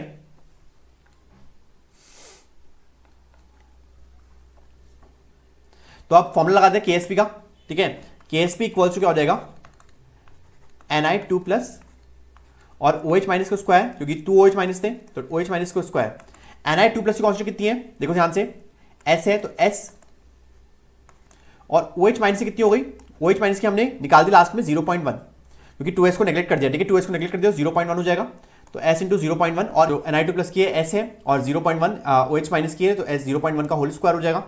KS की वैल्यू कितनी रखी है, KS की वैल्यू दे रखी है हमारे को 2 × 10⁻15, 2 × 10⁻15 हो जाएगा, तो S हो जाएगा यहाँ पर, ये 0.01 हो जाएगा, ठीक है, S हो जाएगा हमारा 2 × 10⁻15 अपॉन 0.01, 0.01 मतलब 10⁻2, ठीक है, 2 मल्टीप्लाई बाई 10⁻15 अपॉन 10⁻2, ऊपर जाके 10 प्लस 2 बनेगा, -15 प्लस 2 हो जाएगा प्लस -13, ठीक है, 2 × 10⁻13 हो जाएगा, ठीक है, 2 × 10⁻13 हो जाएगा, 2 × 10⁻13 मोलर, ठीक है, तो S आ गया हमारे पास 2 × 10⁻13 मोलर, ठीक है, तो हमारा करेक्ट ऑप्शन हो जाएगा दैट इज 2 आएगा, 2 1 नहीं आएगा, 2 आएगा, तो फर्स्ट ऑप्शन करेक्ट हो जाएगा, ठीक है, फर्स्ट ऑप्शन करेक्ट हो जाएगा, दैट इज 2 × 10⁻13, 2 × 10⁻13। चलते लास्ट क्वेश्चन पे, दैट इज 50th क्वेश्चन, ठीक है, 50th क्वेश्चन, लास्ट क्वेश्चन में हम पहुंच गए, 50th क्वेश्चन पे आ गए हम, ठीक है, वो बोल रहा है बहुत इजी क्वेश्चन है, what is the change in oxidation number of carbon in the following reaction. तो देखो CH4 से, देखो यहाँ पे तो कार्बन है नहीं, इसमें तो कार्बन है नहीं, इसमें है नहीं, तो हमको देखना है CH4 से CCl4। हमको पता है CH4 में, देखो बच्चे क्या करते हैं, जीरो कर देते हैं CH4 में, कि वो एक कोवलेंट कंपाउंड है, CH4 में जीरो हो जाएगा, जीरो नहीं होता, हमको निकालना है ऑक्सीडेशन स्टेट नंबर, तो ऑक्सीडेशन नंबर के निकालेंगे, हाँ एक्स के लिखेंगे प्लस, एक्स के लिखेंगे, कार्बन के लिखेंगे एक्स, ठीक है, कार्बन के लिखेंगे एक्स, और हाइड्रोजन हमारे पास 4 है, तो एक हाइड्रोजन +1 होता है, तो 4 × +1 टोटल है 0, तो एक्स हो जाएगा -4, वेरी इंपॉर्टेंट, तो यहाँ पे कार्बन की ऑक्सीजन स्टेट कितनी है, -4। सिमिलरली CCl4 में कितनी हो जाएगी, क्योंकि C की इलेक्ट्रॉनिटी ज्यादा है, ठीक है, इलेक्ट्रॉनिटी ऑफ CCl जो है ज्यादा है कार्बन से, ठीक है, इलेक्ट्रोनेगेटिविटी ऑफ Cl ज्यादा है, Cl ज्यादा है कार्बन से, तो C में पॉजिटिव आएगा, तो यहाँ पे x +4 × -1 होगा, दैट इज विल बी 0, तो x इक्वल टू +4 हो जाएगा, मतलब यहाँ पे +4 है और वहाँ पे -4 है, तो आपकी जो ऑक्सीजन स्टेट है उसमें चेंज क्या आ रहा है, -4 से +4 का आ रहा है, ठीक है, -4 से +4 का आ रहा है, दैट इज थर्ड ऑप्शन, ठीक है, थर्ड ऑप्शन आपका करेक्ट हो जाएगा, थर्ड ऑप्शन आपका करेक्ट हो जाएगा। तो I hope it's clear, third option आपका करेक्ट हो जाएगा। So with this we have complete the 50 questions, ठीक है, 50 क्वेश्चंस हमने कर लिए फाइनली, तो फाइनली हमने 50 क्वेश्चंस कर लिए हैं। आई होप ये वीडियो आपके लिए बहुत यूजफुल होगी। ठीक है, इसके बाद अगर आपको क्या चाहिए मुझे कमेंट में जरूर बताना कि अब आपको क्या चाहिए, कौन सी वीडियो चाहिए। ठीक है, मुझे कमेंट्स करके जरूर बताना। ठीक है, और मैं आपके क्वेश्चंस लेके आऊंगा। ठीक है, टॉप 50 आप इनऑर्गेनिक क्वेश्चंस करेंगे, फिर टॉप 50 ऑर्गेनिक क्वेश्चंस करेंगे। ठीक है, जब तक आपका एग्जाम है हर दिन आपके लिए वीडियो आएगी। ठीक है, अगर आपने अभी तक चैनल को सब्सक्राइब नहीं करा तो सब्सक्राइब कर लो। ठीक है, मैं आपके लिए बहुत मेहनत कर रहा हूं। ठीक है, सब्सक्राइब तो बनता है, एक सब्सक्राइब तो बनता है। ठीक है, क्योंकि अगर आपको इस कंटेंट से हेल्प मिल रही है तो एक सब्सक्राइब तो बनता है। आई होप ये वीडियो आपके लिए बहुत हेल्पफुल होगी। मैं आपको जल्द मिलता हूं नेक्स्ट वीडियो में। Thank you.